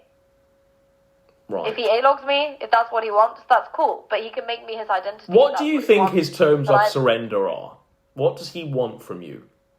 Because he keeps telling you on these... And what we'll do is I'm going to bring a caller in and we'll go over some of these tweets. But from what I gather from these tweets, he's saying, please stop, Elaine. Stop ruining my life. You must stop this. But you're making out that you haven't done anything. And, I kind of do believe you, Elaine. I mean, I haven't done anything in terms of what he's accusing me of. I did attack him after he accused me, but like up until that point, I genuinely tried to be a good friend to him. I mean, I didn't strike first. I know from a personal vantage point, Elaine, that, you know, you're not really out there swatting and doxing people. You'll sit on calls and giggle whilst other people are swatting and doxing, but you're not really out there. You know, the extent of, like, you know, your reputation really is you're just on the scene at the time of these things. You know, but you're not really I'll call the shots, but I won't make them. Yeah. But definitely, like, I don't do it myself, no. You know, these two, from the sounds of it, have become, they believe the meme, and they look to you as a mercenary for hire who can literally kill and swat to death their enemies. I think that's what they, and then... I don't want to be that for them because I don't know anything. Like, I don't know the picture, I don't know their fucking backstory, so I can't just go in there with, like, a tank and erase a bunch of people who I don't know their side of the story with this. Sure. Because, like, I'm very much the type of person where I'm like, unlike Spraigheader, I actually do give a shit about, like, the truth. But from what I gather, Kyle quite literally, like, read your thread and, you know, gleaned your internet reputation and thought, you know, it's real, and I'll enlist the services of this elite hacker to destroy the lives of my enemies. And I just wasn't really down for that because, I mean, if there is someone that genuinely has to be taken out and it's someone I can agree on, potentially, if it's someone that I don't know, I mean, I'm going to have to be paid to do that. I'm not doing that for free for a situation I was never involved in. Sure. And, like, a lot of it is just a meme in the sense that I don't care that much to go after every single person who's ever said a mean word about me on the internet. I don't have that time of day. But with Kyle, he seems to, like, pay attention to every little thing that any of us haters say about him. And it's like, from my perspective, I keep saying to him, if you want to be Keemstar level of famous, which is what you've told me you want to be, you cannot do that without having a truckload of A-logs who want to fucking end your life. Because that's the reality of being an E-celeb. I know it sucks, but you all have to be snaked on once, attacked once, doxed once, have a thread written once to be able to stand in the sector, right? Sure. He then thinks that you know, he could get to Keemstar level of famous without the negative connotations. And I was trying to say to him, that's not how this works.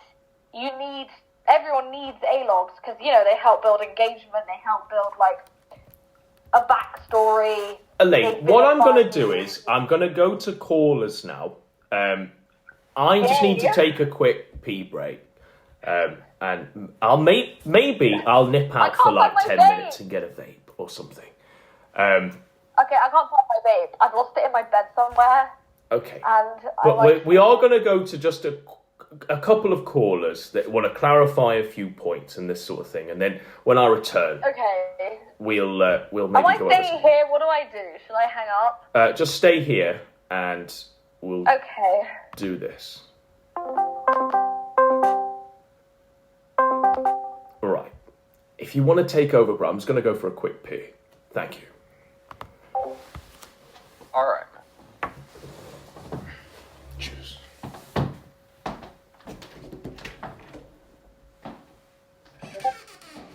Hello, I guess I'm taking over this interview here. I've been asked to take over this interview if somebody desperately needs a cigarette and a pee. Elaine actually needs to call into here. Elaine, pick up the phone.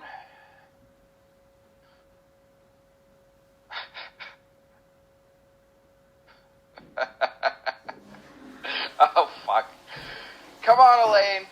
Are you listening to the live stream, sweetheart? Get your ass over here.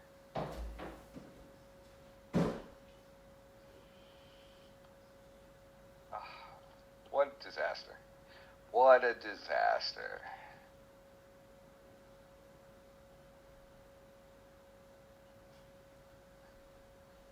Hold on, let me try to get her attention here.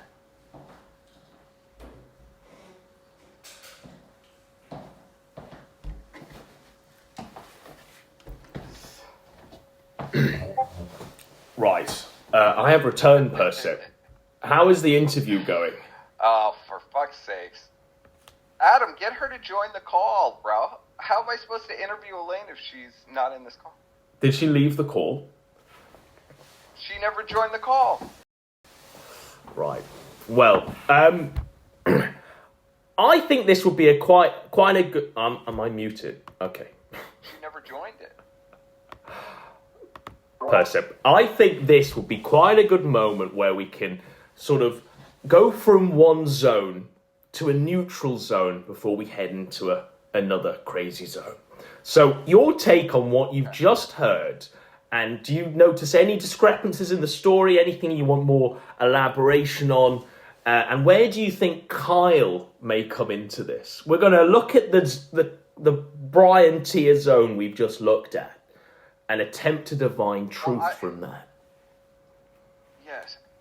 It's fascinating. This is a fascinating case study in insanity. I didn't really understand the story too well. It sounds like Kyle wanted Elaine to be an enforcer. Yes. For him. And he wanted to suck off, I guess Elaine has clout that he wanted to suck off. Yes. It's what it's sounding like from at least Elaine's perspective. And I think, they both agreed that there was nothing sexual there, but do you believe them? No. There probably had to be, right? Sounds like this is a little personal, although this Kyle guy, I guess, is obsessed with us, which I really wasn't aware of. Were you aware of that? I mean, I've shown everyone the DMs that, where I sent the tombstone, and that set the guy off. Yeah, I mean, that was our only interaction with him. That was in April. On April 1st, bro. What is it? It's June 12th? This guy is still angry. He was angry. I went on... Can you imagine? He was trying to tell Ralph what to do in his show. That's a quick way to piss off Ralph. But from what I gleaned of that Elaine interview, she's... I have been very up close and personal with Elaine, in many ways. Yes. And I have seen this actually happen many times, where neets come to her like a sword for hire, and, they expect her to hack and dox and scorch earth their enemies. They don't realize it's just irony and, Elaine creating a fantasy life for herself. They don't realize that that's not even... It's not... a reality. So obviously their interactions, as Elaine described them, was them sending each other voice notes, 300 of them. What do you think about that? No, never a call, never a meeting face to face, just voice notes.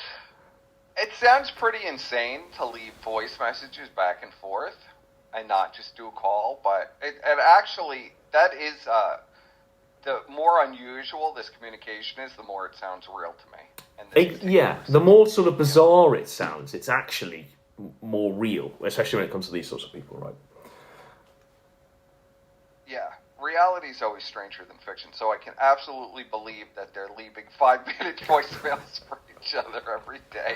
Now, Elaine, in that interview, claimed to... this Raven, whoever it is like Warski sloppy seconds, right?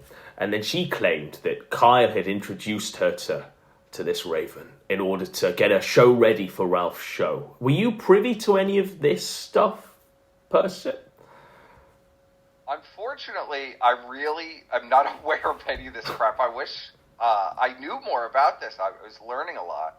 I know that the Raven bitch had moved in on Warski very quickly.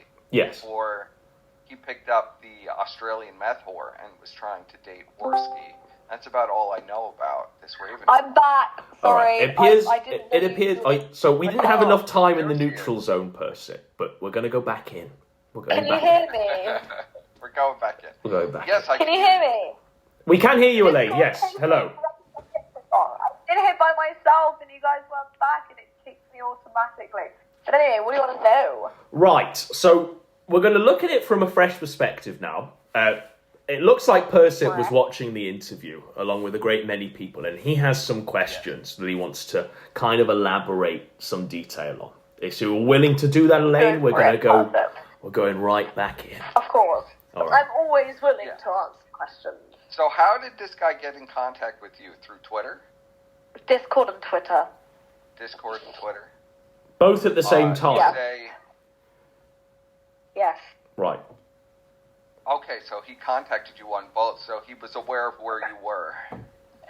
Yeah, he seems to have relevant. read my thread on, Onion Farms about Josh and Kevels and Flo, and he was like, oh shit, this is the person to go to for sector information, so he hit me up on, everything on every platform, so, yeah. Do you think he was interested in you and more than just as an enforcer, I suppose? I don't think so, no. Okay. How do you get so deeply involved in this, Elaine? This is a curiosity. We were just discussing, Elaine. Had, Me and Percy were just discussing sort of, we were trying to glean aspects of common shared truth between the both accounts that we're trying to, weigh up, right? And what we were trying to get... some of the truth... Yeah, go on. Yeah, I feel like objectively everyone in the sector will agree that Kiwi Farms is mostly full of schizophrenics with Down syndrome. The thing is that at the same time they shouldn't. There's no reason to deplatform them. They're incompetent idiots. They're there to laugh at. If you deplatform people like Spraigheader, where do we get our content to laugh at from? Look at the amount of content that Josh has produced in a week with his depression essays. Why would you want to deplatform a man that is so funny? So the thing is, I don't really agree with deplatforming those people, and Hugh Jan also agrees with that. He doesn't really understand the deplatforming aspect that came from Keffels. But we had different perspectives. Hugh Jan was very team Josh until it became apparent that Josh was able to willing to host a thread on him written by Spraigheader, who arguably is a schizophrenic, but at the same time, a thread's a thread, and it's still free speech. If he supported Josh, he wouldn't get a thread? Is that what you're saying? Yes, he literally thought he thought that if he supported Josh, he wouldn't get a thread. The thing with Josh is so mentally unstable that he is the type of person to host a thread on his own lawyer, because it would get him validation from his website, and then he would ask his lawyer why his lawyer won't represent him in court anymore. He is so disconnected from reality. There's no point in trying to understand Josh's morals or trying to support him, because at the end of the day he will just go against that for a fucking inch of attention or validation from his website, because he is so insecure. So the thing that I told Hugh Jan is, no amount of supporting this guy will make him not post a thread on you. And it's fine to continue supporting him after he hosts a thread on you, but at a certain point you're becoming a doormat. So I was saying, I understand not wanting to deplatform him. I don't really agree with deplatforming myself.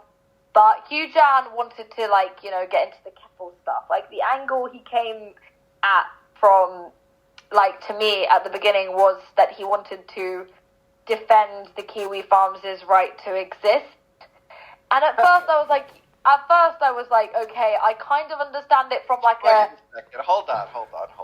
So he thought he was going to break into the sector. I have to stop you. So he thought he was going to break into the sector by simping for Josh Moon and defending his brand. I said to him, listen, I understand standing up to deplatforming, that in itself I understand. But beyond standing up to the censorship aspect, you have to realise Keppels and Josh Moon are basically just two sides of the same coin in that regard. It's basically the same person. So you're either choosing between one lolcow or the other lolcow. It's scary that I agree with a lot of Elaine's takes on Josh. It scares me sometimes. The thing is, I do agree on these takes. You either have the fat modafinil Adderall addict, or you have the skinny OxyContin cocaine addicts. What lolcow? What path? What path do you want to take, sex? So let's go back to trying to glean reality from this, right? So let's derail yourself with Josh, sweetheart. Let's try to keep it on Kyle. So Percy, we sort of looked at the question of when these DMs that Kyle is threatening to drop. We looked at who it will damage the most. Who do you think it'll damage the most, Percy, and why? This is a good question. Go on. It depends what Elaine was saying in these DMs. Okay. Elaine, what will you... I suppose she doesn't want to self-incriminate herself, but I think Elaine probably is going to get hurt more only because there are a lot more people obsessed with Elaine than this guy. Yeah, it's because he's irrelevant in comparison to me. Who he is. So I think Elaine will probably have more problems depending on what is. I mean, I don't really care. At the end of the day, I didn't commit any crimes. I just bugged about people I don't like. I mean, really, what? Oh no. It's all internet shit. Like, I don't really give a fuck. But, like, he can release the most damaging stuff on me, and I'll still wake up every morning with a coffee made for me. Like, he's claiming that you swatted Jim, you swatted... Yes. Now, I did want to get into this, right? So this is exactly what I want to get into. No. That's why I brought Persip on, right? So he wrote a big disavowal of you to clarify the reason why he'd heel turned. And it was purely because he had no idea that you had swatted Jim. So what have you swatted Jim, That's Elaine? bullshit. Have you swatted Jim? No comment. That's not Jim's good. a pedophile. Come on, Elaine. Come on, Elaine. Come on. Just stop being Not crazy. personally, but I know that Jim has been swatted. So did you and I sit on a wasn't there call when that whilst happened. Jim was being swatted and giggle? But Jim is legitimately a pedophile defender. I don't give a fuck if he gets, like, fucking shot, to be honest. Okay. Yikes. Are you But saying there was a recent swatting? Are you saying there was a recent so swatting? is the reason why... No, not recent. Well, how come Kyle is now suddenly aware of this swatting when no one else is? I mean, I wasn't aware of it until Kyle revealed the information. It's probably Sprayheader, that schizophrenic who wrote his thread, whose real name is Paul Morris and whose website is onevidence.co.uk. Yeah, Sprayheader has probably been in DMs with Kyle being like, I'm on your side. You're the person I hate the least, Pookie Wookie. Come sit on my dick, Kyle. Right. So because of that, Kyle has probably been sent, like, all this shit from Sprayheader being like, here's some evidence. Well, what I Elaine, want to do, Elaine, is pedophile now I brother." want to bring in another zone. I want to take us into this, and we'll Okay. look at Kyle's words, and maybe it will shed light on the interview we've just had, the neutral zone that me and Percy have just been in, and we'll come out at the other end, maybe with a greater understanding of what's actually going on. So, I'll just put on the screen here. Kyle says, a bit of context. I do not in any way... In fact, Percy, you read this. Go on, Percy. All right. You want me to read this? A bit of context. I do not in any way, shape, or form support Elaine. Honestly, if I was fully aware of how crazy this girl is, then I was never gone along with anything. I went after Medicare because he called my friends pedos. Who is he referring to there, Elaine? Well, we'll unpack that. Percy, read it in full, and then we'll unpack it line by line. Okay. We'll unpack it line by line. Called my friends pedos, and she jumped on our bad wagon to go I against started the Medicare for bandwagon. I was unaware if the swatting bullshit was just a joke or if this cunt actually goes around like this. I don't support swatting, and if I knew ahead of time she had anything to do with swatting Medicare, then I would never have been a part of anything with her. This isn't a support post for Medicare. I still fully intend on bullying him, and I'm far from interested in being around people like this scat. Right, so we're going to unpack that sort of line by line, Elaine, and we'll all give some sort of take on it. So he goes, I do not in any way, shape, or form support Elaine. Honestly, if I was aware of just how crazy this girl was, then I'd have never gone along with anything. Now, your contention in the interview we've just had was that he was fully aware of how crazy you were. In fact, he believed you were crazier than you actually were, and he came for you initially to swat and dox and destroy his enemies. In fact, he was annoyed with me for not being as crazy as he thought I was. So who were the people that he wanted you to go after? Yeah, Okay. he went after Jim because he called his friends pedos. Is this the Order of the Nine Angles or the other pedos that you're a part of? Yeah, what was that about? That's what I was most curious about. Let me explain. The reason I started the bandwagon on Jim, and it was only because I went live to defend his fucking girlfriend Raven. I publicly went on a kill stream and set myself on fire in front of everyone to save her ass. I literally turned Jim's attention away from Raven and Kino Casino away from Raven to myself because I was like, she's too new to deal with this. I don't want her to take the heat. So I was like, I'll take the heat because you're new and it's not fair. So I took the heat from all those people, and then Jim found my voice clip. Jim found my voice clip on the kill stream of me saying that he looks like Slender Man and I'd never fuck him because he's so disgustingly ugly. True, by the way. And Jim went fucking like insane publicly. Well, Jim like, did say that you were part of a chapter of satanic pedophiles. No, right? he's getting this information from Sprayheader, who's a schizophrenic Kiwi farmer that believes everything that is said to troll him. Sprayheader has like severe autism. He's also a very shit researcher. He pretends to be a federal agent. He literally isn't. He runs his own company called On Evidence. But the people that Jim named in his stream, the one that Kyle's calls friends. 764, yeah. So what was that again? So 764. 764. And what are they, Elaine? 764. They are. I'm not gonna lie about the fact that there are people in there who have done fucked up shit. The thing Like is, what? I've never What is the fucked up shit? Does any of what Jim was saying have any credibility? The contention is with the group of people I know on Telegram. I've never been associated with anyone that has ever gone after children.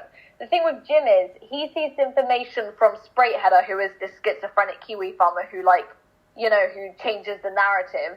And he assumed automatically that because I have friends who are part of this group, that those are the same people who are being arrested for abusing children or posting CP. Which so you're saying that true. not everyone in 764 is a pedophile. Everyone in 764 is okay with that stuff. The group of people that I'm friends with will actively look for those people to snake them to the police. And these people then were friends with Kyle as well. No, Kyle never had interaction with 764. I kept them away from each other because I Kyle in his context tweet here, we'll go back to just the line. Kyle in his context tweet I here thought that they would fuck says them that up, Jim but- called his friends pedos, and what he is He's referring talking to is about those another group. 764 people, right? Yeah, who is No. he referring to there? Because I don't know if Jim calling anyone else in your vicinity pedos other than the satanic pedophiles that he named in that merge stream. 764 is complicated because it's a bit like Kiwi Farms. You know how Kiwi Farms hosted the Christchurch video and there are now journalists saying that Kiwi Farms is a terrorist site and how that's bullshit? 764 is very similar. It's you'll get a few people who are insane, like Gator in the sector, and who will be arrested for hosting CP or posting CP somewhere.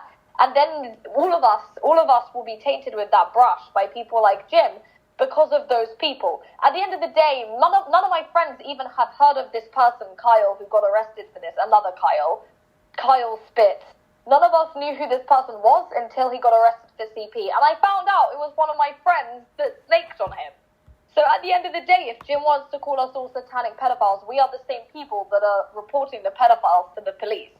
So Now, that's fucked up. Kyle But in his context tweet there said that, and So, now let me your explain. narrative was The reason- you put yourself on the cross to protect Kyle and Raven from Jim. And Raven. Yeah, So and the Jim reason- came the after thing- you. The people who are... Let me explain. So Jim are talking about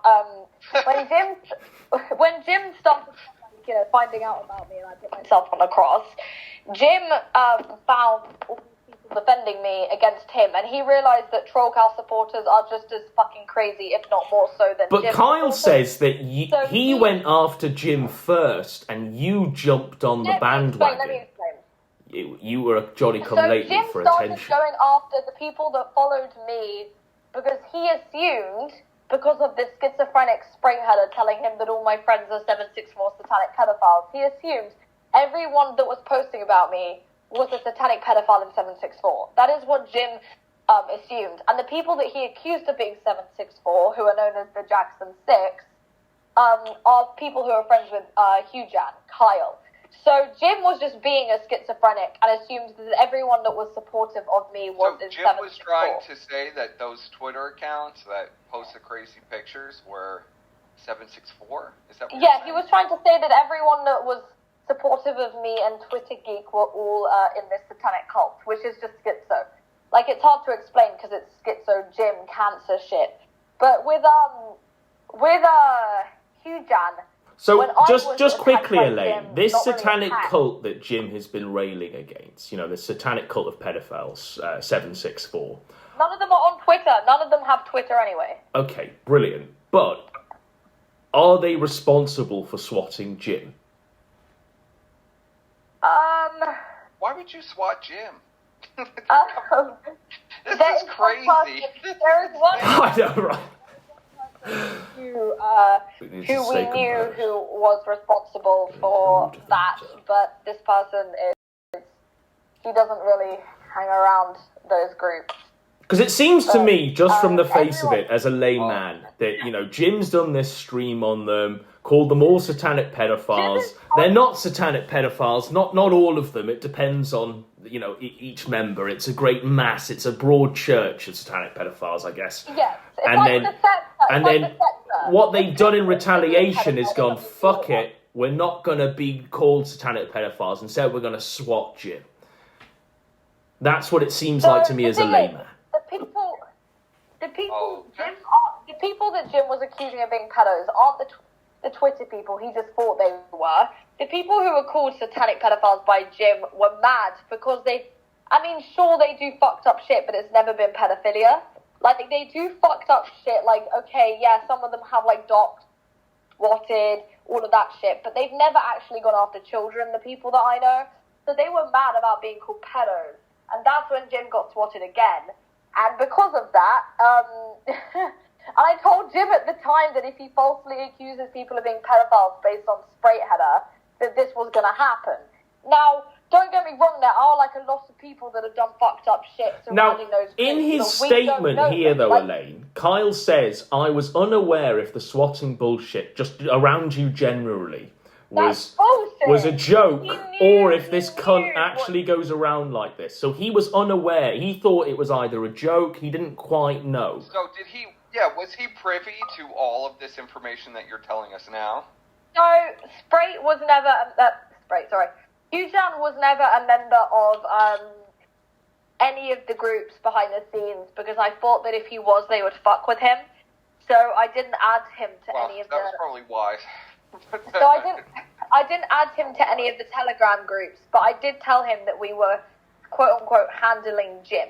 Now Jesus. when Raven went live on the kill stream, Elaine, sweetheart, you have to you really got to calm down. I'm sorry, I Calm have down. to. What are you gonna do to calm down? Just calm down just a little bit.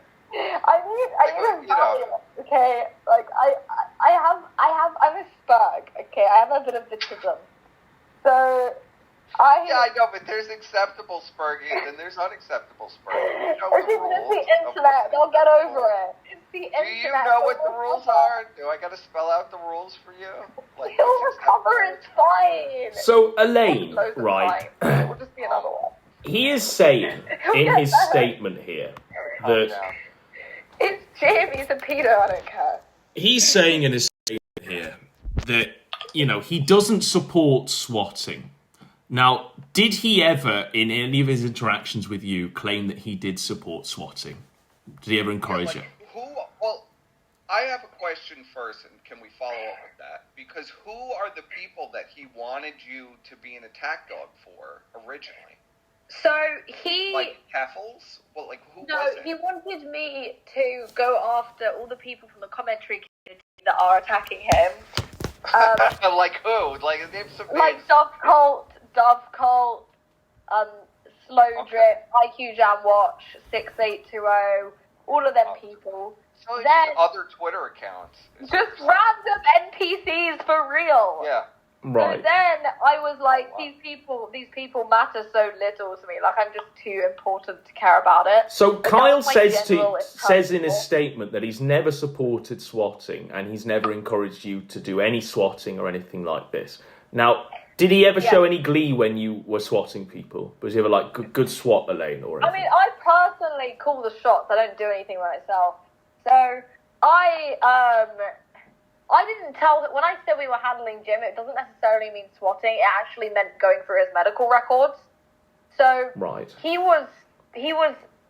I did. The one thing that will come out from the DMs, unfortunately, is that there have been people that have breached some of Jim's medical history from those groups on Telegram. So that was what I was talking about, actually. So in the DMs then, now we're getting to the nub of the matter. So the DMs don't contain anything sexual or romantic. The reason why he's threatening to drop these DMs and why they'll be so explosive, especially to you, it's you admitting to swattings in essentially crimes committed against Jim. That's what he's saying, right? The thing is that I know for a fact if the police investigated me, they'd find me guilty of nothing. I have no problem with him releasing those DMs. Right. Now, what about... See, now here comes the crux of this whole issue for you. Okay. There are third parties in these DMs. Is that going to be problematic, or is that going to be very problematic? How problematic? What third parties? Like, elaborate. I don't know. I have no idea. I'm assuming from the context of these conversations that there's going to be a lot of names dropped. I don't have a problem with names being dropped. Okay. Like I said, I don't say anything to people that I wouldn't want publicly posted. Well, that's. Do you think that Kyle will, in an attempt... So, Kyle in these DMs, Elaine, I want you to tell me, and be honest, is Kyle as guilty as you are in these DMs? Is he part of the conspiracy to swat Jim? Or is he able to willingly give them all to the police and wash his hands of this and come away as a free man? And does his statement then hold water that he is absolved? So he seemed to be very much like he was happy to have sort of me and my army go around like doing things to people he doesn't like. He just wanted to not know what those things were. But when it came to Jim's medical records and Jim being hacked, he was very proud of that, and he was like, "Are you saying these random Twitter accounts? There would be retribution on these random Twitter accounts that he'd tell you about?" I don't really know what you're referring to that. Yeah, okay. That's not But okay. with the person that was messaging Raven, I can wholeheartedly say that it was never me and I had nothing to do with harassing her, and I would have no reason to harass her. That's the crux of the issue, is he woke up and decided to accuse me of schizophrenic shit because he's the BPD man. So I was like, I didn't do anything, and then he started going live and calling me a troon and saying that I could never be queen of the sector because I'm a troon, apparently, even though, there's been revenge porn of me posted, so it's like clearly not true. But with him, like, I just woke up to his schizo theories. Now, he is making out that the reason why he has turned heel is because he's found out that you've swatted Jim. When did he become aware of the information? It's not true. No.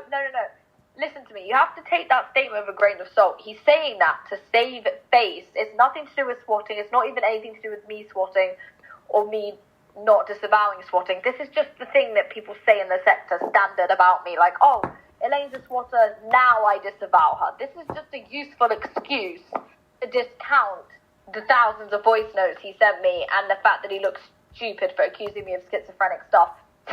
Don't put such an emphasis on the swatting thing. I don't have a problem speaking about it, but that's not why he's saying it. What I'm trying to say is he's only saying the swatting thing because, he has realised that he looks stupid in this situation. So if he can turn around and say that the whole reason he's disavowed me is for swatting, he thinks he can save face. It's nothing to do with any swatting that has or hasn't taken place. That's what I need you to understand.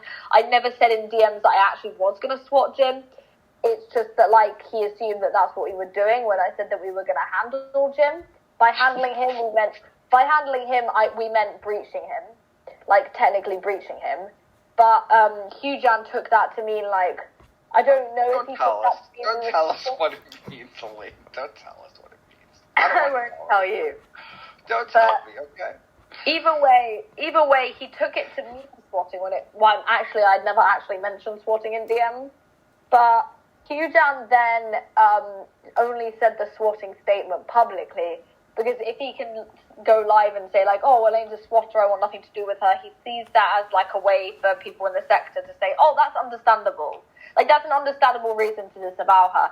The only reason he said it is because it's the only reason he can think of for disavowing me, because he realised the schizophrenic stuff he was accusing me of had no worth. Like, it held no worth. You understand what I mean? He's trying to make himself look better by taking... Yeah. Why do you think he won't come on the KINODROME and challenge you face to face? I don't think he's going to come here anytime. He's a bit... I don't understand. If he wants to be a co-host and do all this stuff, he has to be able to actually... So why do you think he's been absent? I think Raven has been schizo paragraph typing IRL to him and saying, like, oh, I'm saying, you can't do this to me. So because of that, because of Raven freaking out, I think they've both been, like, I don't know, snorting them lines of speed together. And because of that, I think that, like, Raven was the one who told him, like, he shouldn't do it, let's all keep this private, let's de-escalate. Now, I want to just introduce some information that obviously is vital to input here, Elaine. So, Raven is actually a big Jim fan. Oh my god, I never even knew that. I mean, the tweets that I have just read show that during their, I guess they're living together now or whatever, they're watching old Jim content and stuff like this. So do you think perhaps that Raven's reverence of Jim has caused Kyle to rethink his positions on the swattings of Jim and stuff like this? Now, the thing that annoys me about all of this is that Raven being attacked by Jim is the whole reason I put myself on the cross. Is because I knew that as soon as Andy Warski and that fat pig PPP were publicly going to call her a whore and all this stuff, I knew that Jim would follow suit because they're all tied together in this little polycule. So because I knew that the attack on Raven from the Kino Casino and Jim was imminent, that was the reason that I even put myself in that position in the first place, so it would take away the heat from her. So how can Raven then publicly even admit to being a Jim fan after he was going to hang, draw and quarter her if I hadn't stepped in? He went after me instead of Raven. You do realise that if I hadn't been on the kill stream in that position, he would have gone after her instead on Warski's order. So the thing with Raven is, if she is a Jim fan, she's highly delusional because Jim certainly isn't a fan of her, especially after the Warski shit.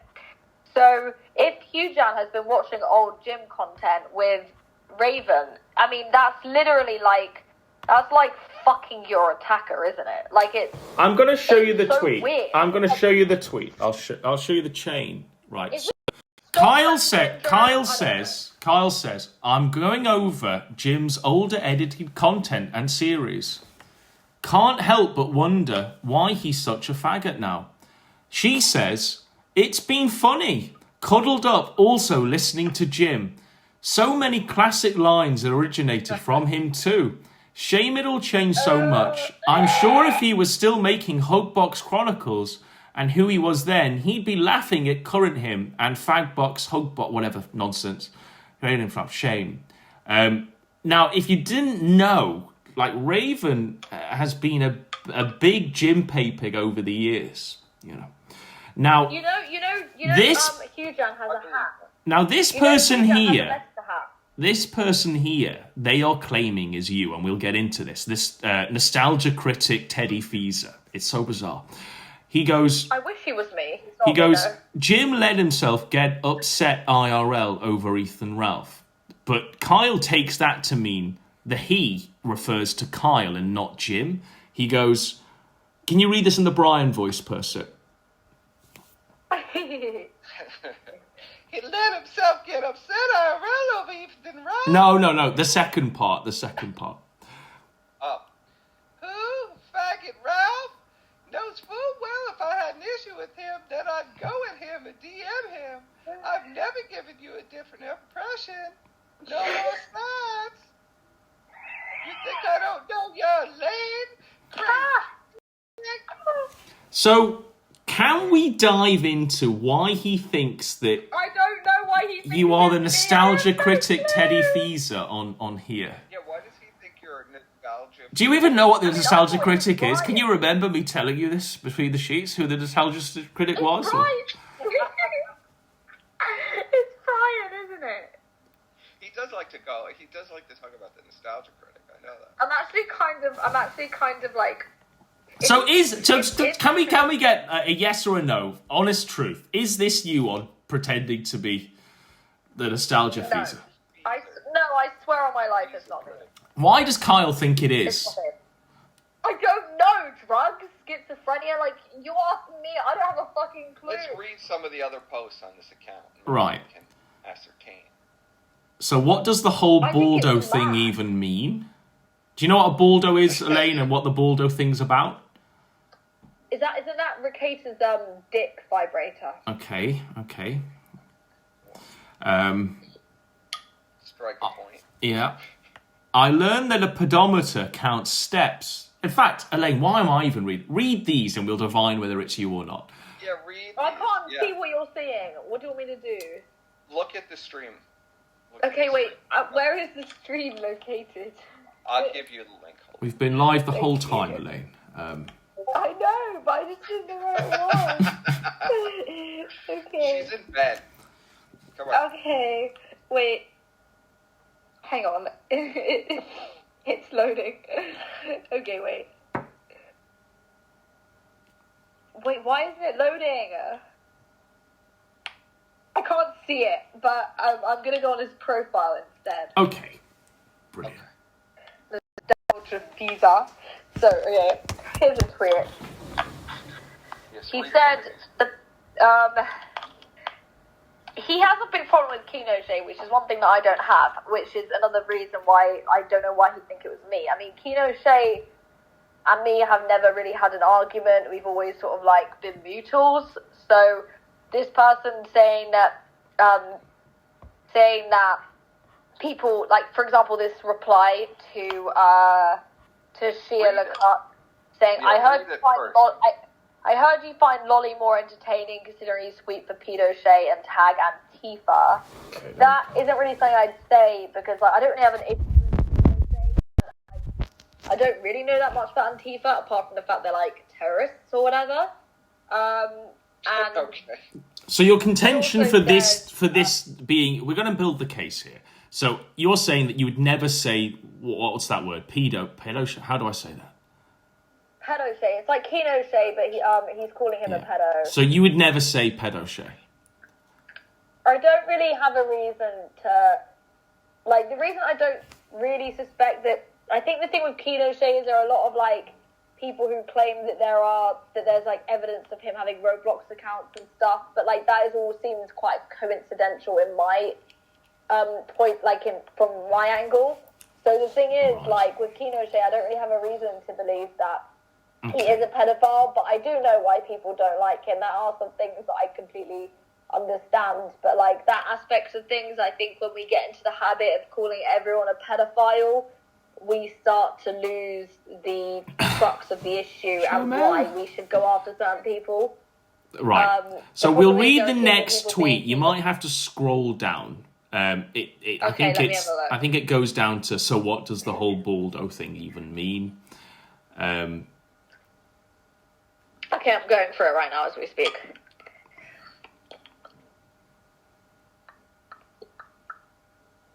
Okay, let me scroll down. All right, he said Scroll down. he posted a photo of Jesse's house and said of Jesse's, like, Podawful Jesse's mother's house, and said Jesse Podawful's mum lives in a shack.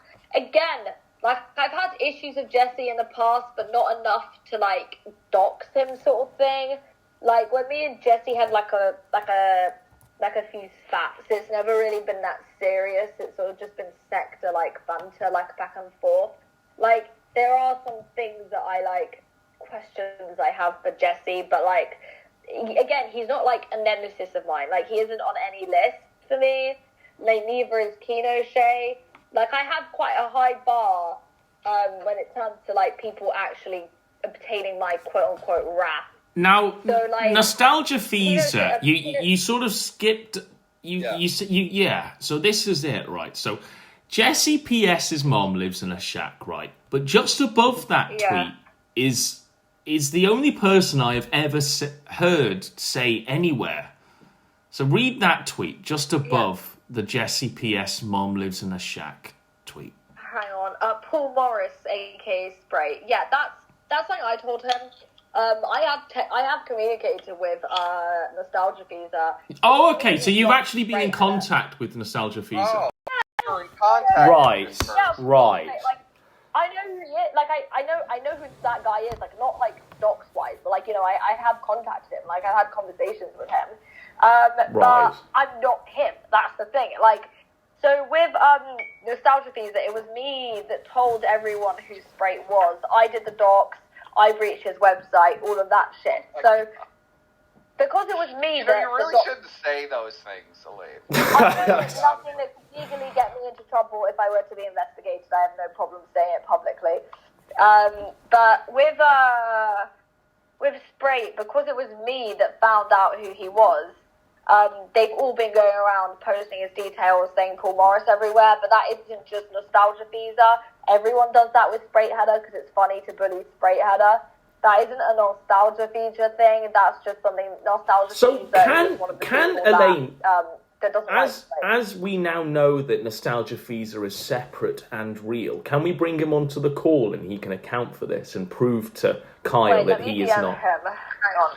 that he is not you? Oh god, I best check. Oh, do we go back into the neutral zone first? Oh, okay. I'm just DMing. What do I say? Do I say okay? Tapping on the Persip phone, that's what this and Godwinson want you on. Would you be willing to? Can I send him the link to this Discord? Hang on. Well, I need to know that it is this guy and not just someone else. You know, there needs to be a proof that this. red guy. You know, One there needs to person be the link, so like. it could only be him. We really do need to I just sent him an uncover the invite. truth of this matter. I just invite. I've just sent you. I'll just send you a screenshot of the conversation. Sure. This is what I said to him. I'm not showing any of his DMs because I Is he don't an know. If, enforcer for you, Elaine? Is he one of the Is he one of the No, people it's that's not, like- posting like pictures of Teddy's mom with bullet holes in her face? Oh my god. no, that's not. That is That's some not. really That's not disturbing really. stuff. That's not really my team. I mean, Your it's like team. those people. Like some of them are like. I mean, some of them who are going after Kyle are funny, but like the ones that are like the bullet hole posting, I thought all of that was a bit gay and cringe. Right. But like, I'm happy for them to like. It's I have- insane.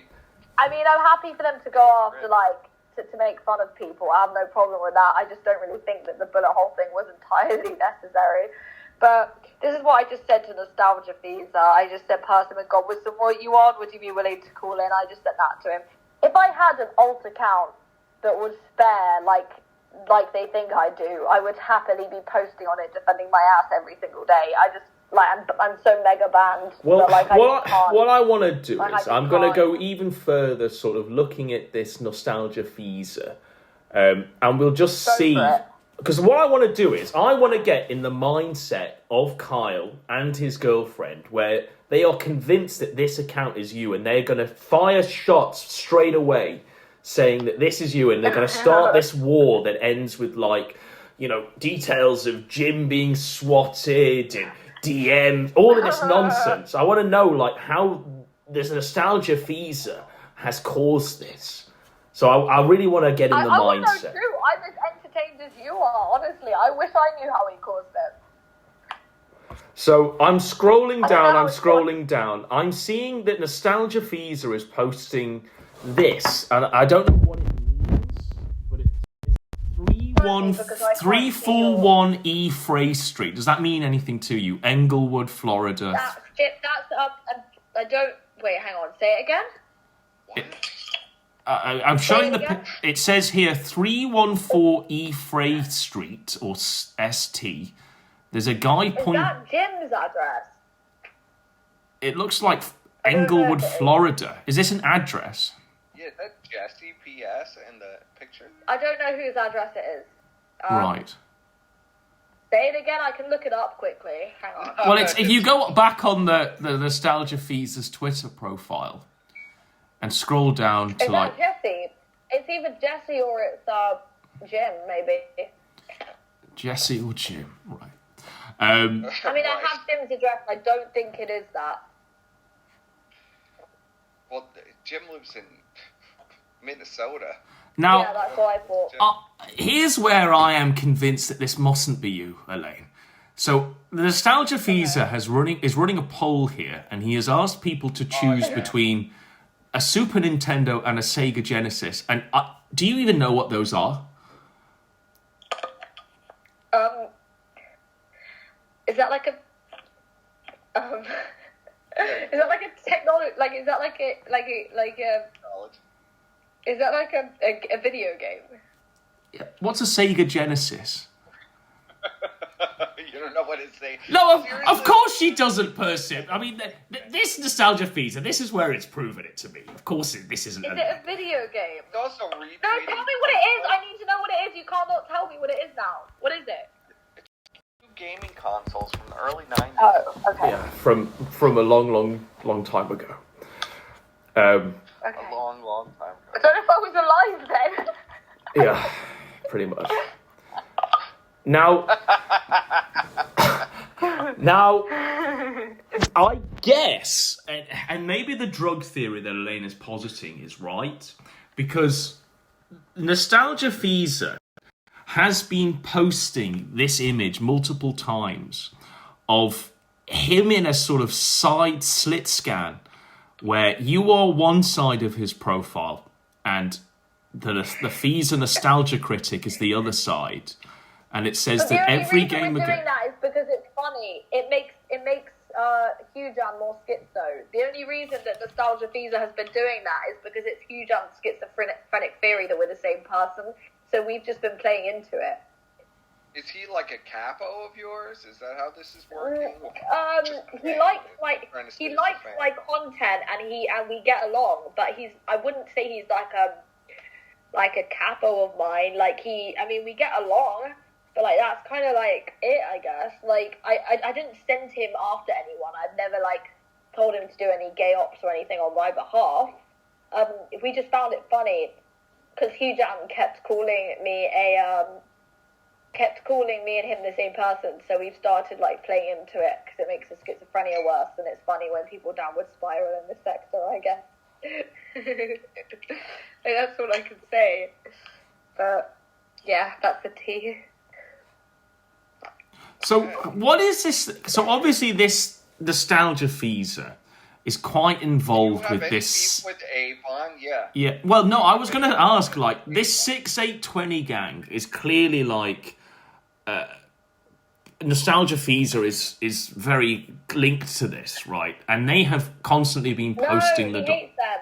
He hates 6820. I mean, are we sure? Who are these? Who's Revolto? 6820 is a group that is dedicated specifically because 6820 here are trying to provide a docs for someone called Revolto, and Nostalgia Feaser is saying that someone else is Revolto and assisting with the docs. I don't even know who the fuck Revolto is. That Subaru? Who is that? We may be saying it wrong. Like the Ravenna. It says it's awesome when Teddy Feaser has someone else to docs. Revolto's address and home pictures because Teddy is. I'm pretty sure Revolto is Subaru, that guy, that Ralph-obsessed person that had like a heart attack or something. I don't know if it's. Well, apparently Richard Capage is Revolto. Brian just called into their show. I don't know. I haven't watched Brian. Okay. Are you I just still in don't know how contact it's with like. Brian at all, Elaine? Just as a side note. No, because he started being in contact. Like, the thing with Brian is Brian and Dark Ninja, all of that just seems to be like a bit of like tard-on-tard violence, and it's like kind of fun to watch, but I don't really want to be dragged onto either side. How did that Like, end? Go on, it's Elaine. Kiwi Farm. Tell us how it ended with Brian. Go on. So, Yeah. Brian, the thing with Brian is, like, I believe that there is like a lot of like, there is like, the problem with Brian is it's a bit like, you know when you get someone that's like kind of maybe cow-worthy, but there's so much schizophrenic stuff spread about them that it basically completely neutralizes that. The problem is with Kiwi Farms and with like Brian's haters and like with all the Ralph stuff and everything else, the water's kind of become muddy on like what's what and who's who. And with Brian, he's been in beef with like Dark Ninja and Olive Oil and that whole group, and it honestly, to me, from a bird's eye perspective, just looks like cow on cow violence. But you were in like, beef with Strawberry them Juice for a while, is though, involved. weren't you? You were in beef with them for a while. I just seem I to was in remember you beef with hated them until Ninja.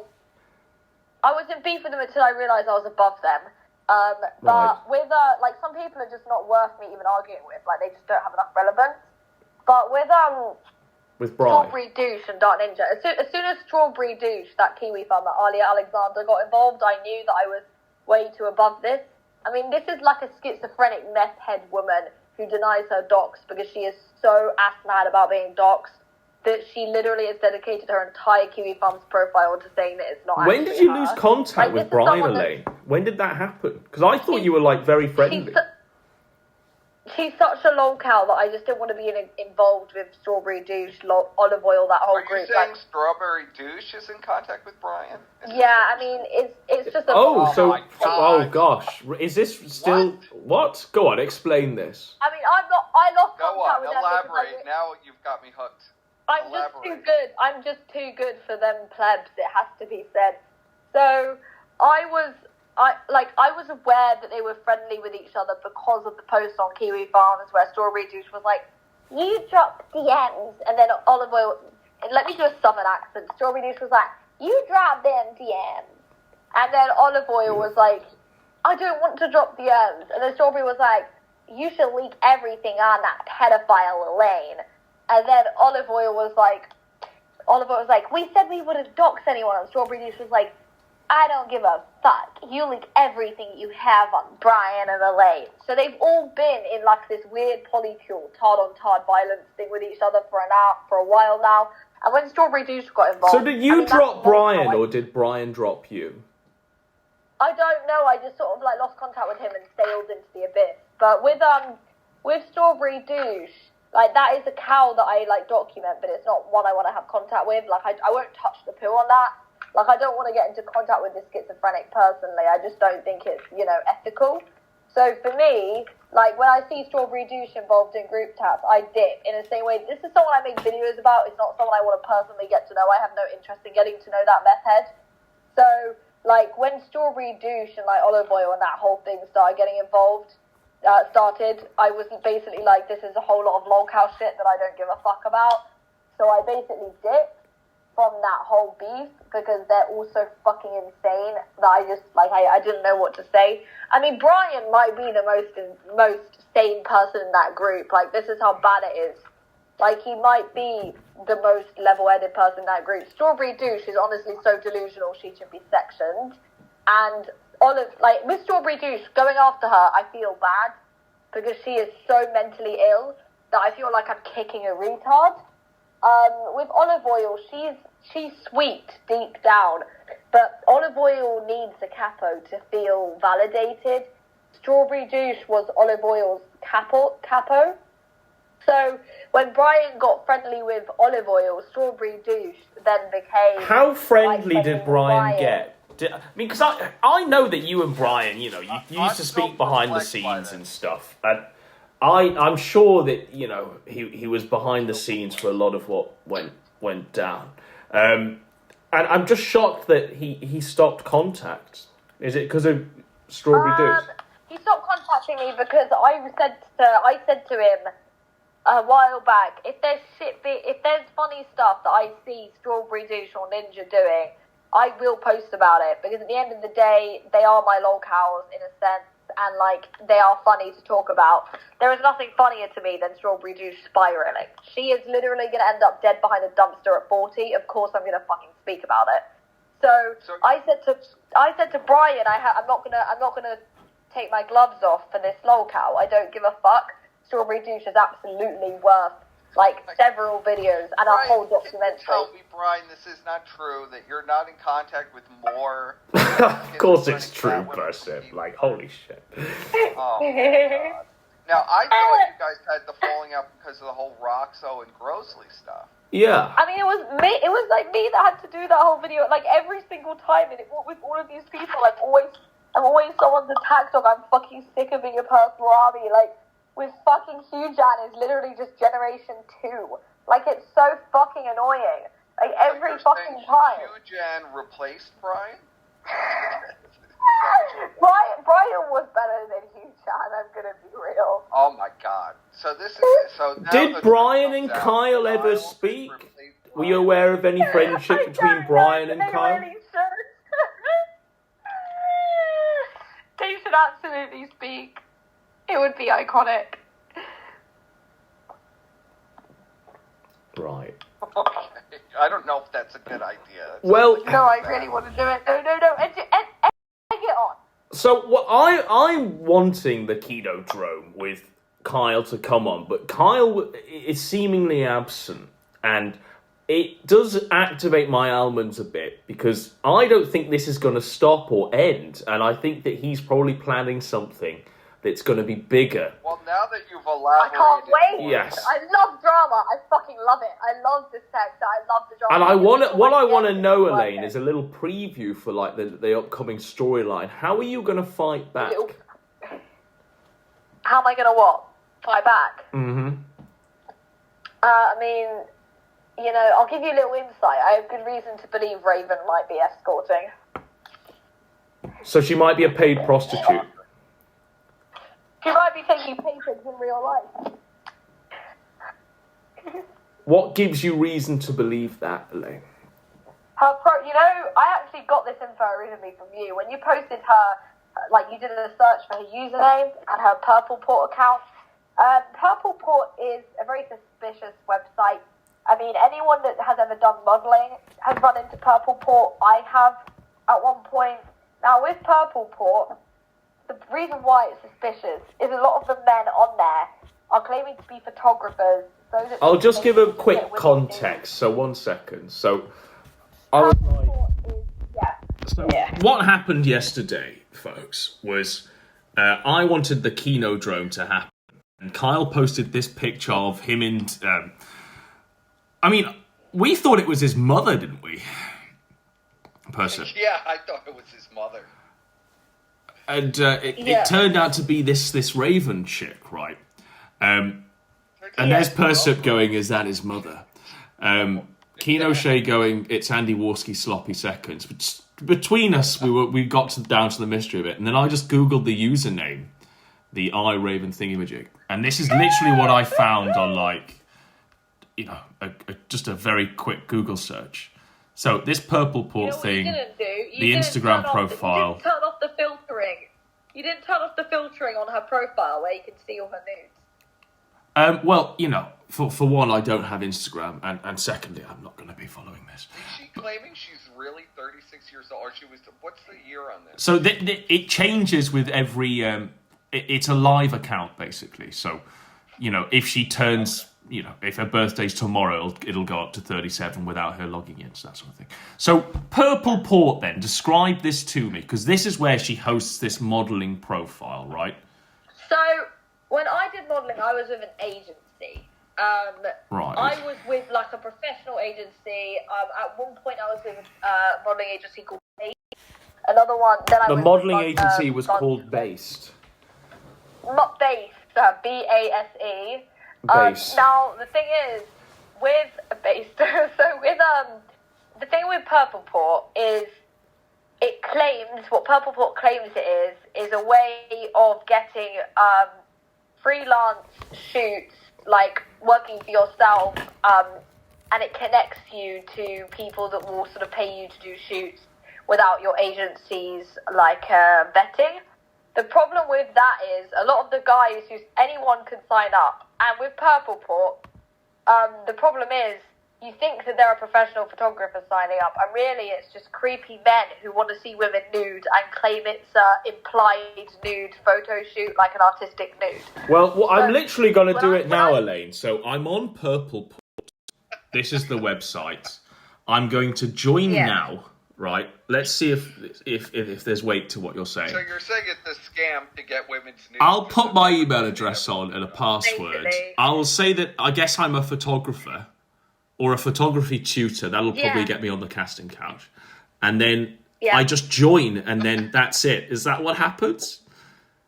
Yes.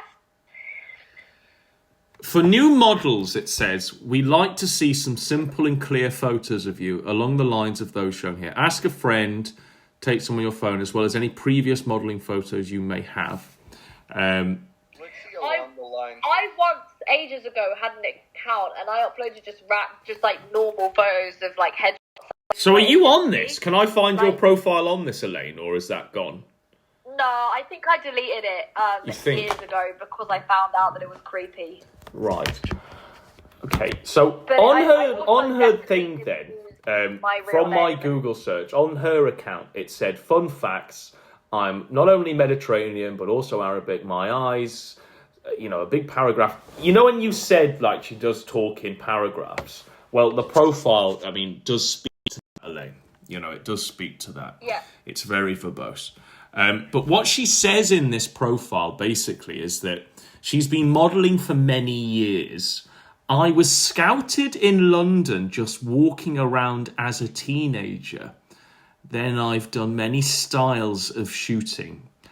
I've been told, even though I'm tattooed and can do and have an alternative look, that because my features, I am not someone that is stuck in just the alternative bracket. Yada, yada, yada. Now, what she's done is what's implied nude modelling?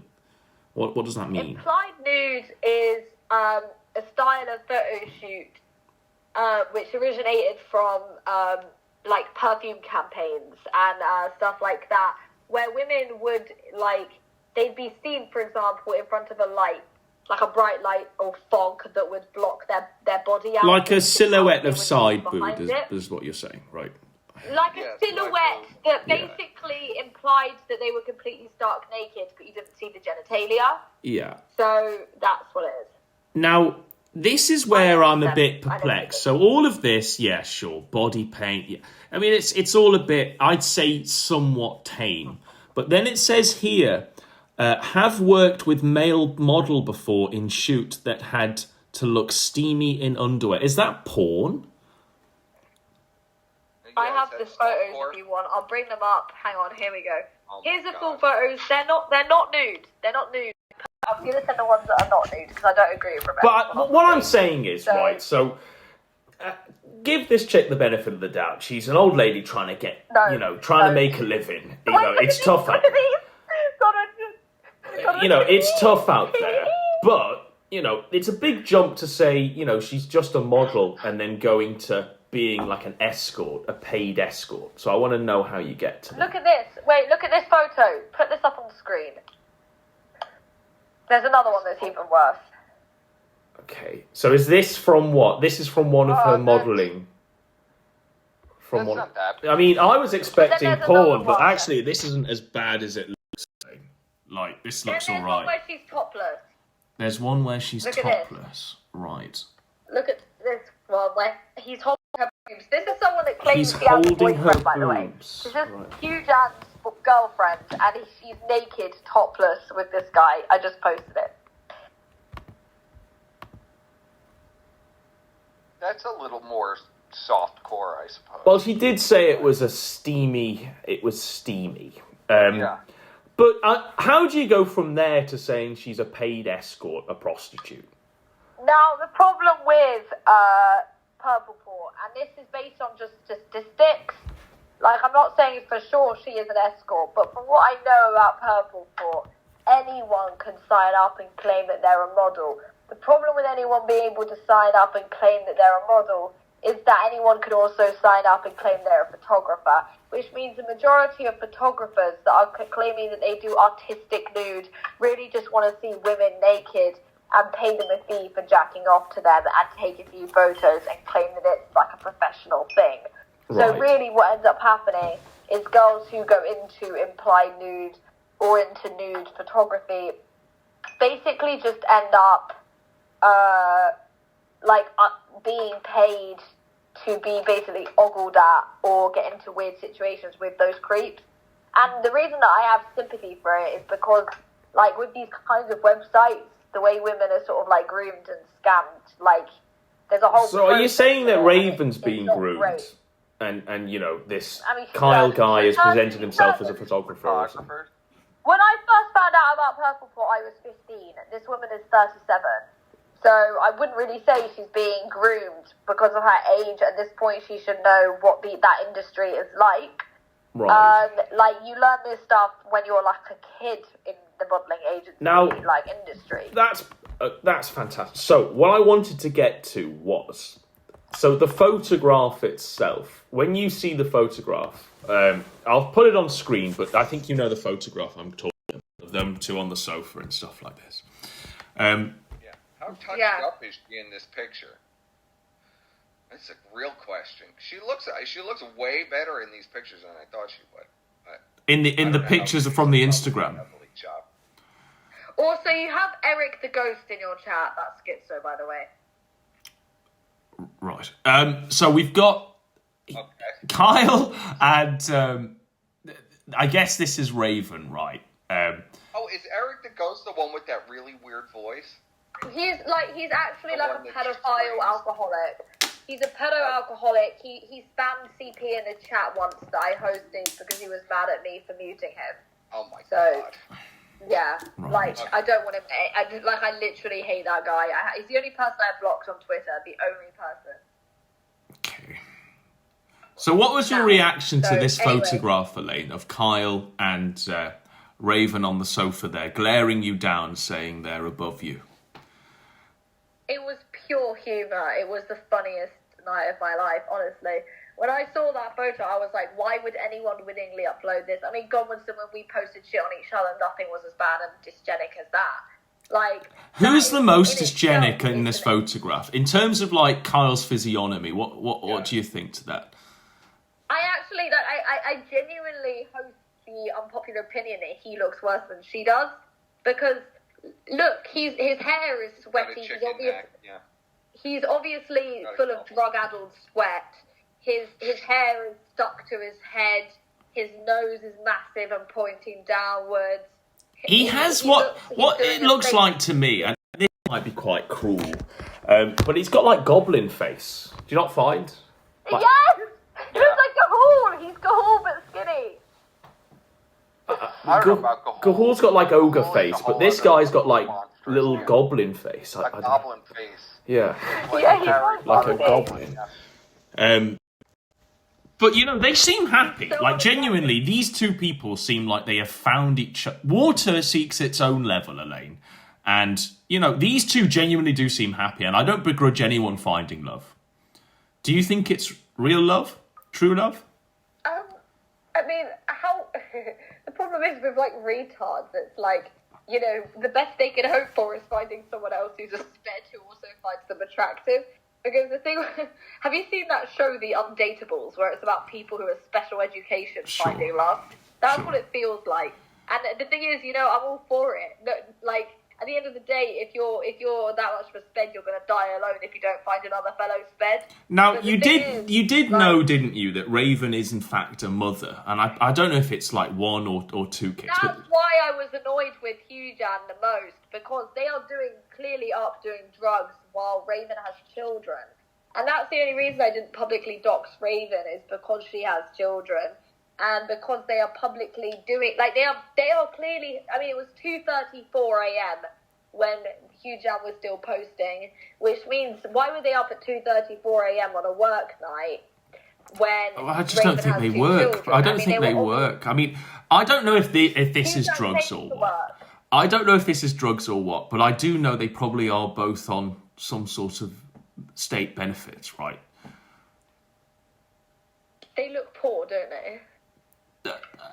I mean, they look happy, to be honest. They look like they're quite happy. They're happy, but they're still poor. But do you not? They might be happy, but they'll never be able to eat at Cipriani's. Do you think Kyle will be a fitting stepdad to Raven's children? He's basically male her, isn't it? If she managed to do it. I don't fucking know. I mean, it's two Speds in a pod, I guess. Like how do Speds usually look after their children? Like, I mean, we need to compare this to someone. Like, think about, that's like asking if, actually, no, I don't know if it's the same thing at all, but it's like Boogie and his GF. It's like, is this guy a fitting husband? Who fucking knows? I mean, they're both retarded, right? That's what it's like. It's like, with retard love, you could basically just, I mean, it's, at least he's dating, like, someone on his level and not ruining some, like, poor innocent woman who had no idea of any of this. At least he's dating someone in the sector, I guess, so that he can't contaminate some, So is she fully balls deep in the sector now? Is that what this is? They are like so balls deep. Like, they are penis tip deep in the fucking sector. Where exactly? Yeah, where? What do they fucking do? Like, where are these sector shows that they're like? Where is their presence at all beyond this shit? Yeah. Does he have a show? I don't know. Like, where's this guy? Who is this fucking guy, really? Like, who's the bit? Like, what is going on? But I'll compose myself. Elaine, does he have a show? What does he do except for post Twitter streams, and he does Twitter streams, and he wanted to be Ralph's co-host. That was his like end goal in the sector. Where can we find a Twitter stream of him? Like, I want to see. I actually have no idea because I don't follow him. Oh my god! Well, nobody does. If nobody can find them, they don't exist. Like, I bet I get maybe his Kiwi Farm spread. I think. Do you want me to send you a link? No, you can save that. I could look in his thread. The reality is, Elaine, that all I want to do is, and I guess this is a good little prequel for what will inevitably happen. I want on record that we've got your account and a bit of Carl's account. Because things are going to happen, are going to escalate from this point. I know for a fact, I've seen it all before. I think some crazy shit's gonna drop from there. I feel it in my bones. I feel a bomb coming. I feel a nuclear drop incoming. And I think this whole thing that's happened, and this whole thing that's been happening over the couple of years and stuff, it's all gonna go boom. And I felt that this was a great way to sort of preview it, Elaine. So thanks for coming on and giving your account. And I want to thank Persip there. And let's keep our eyes on things. Let's keep abreast of events. And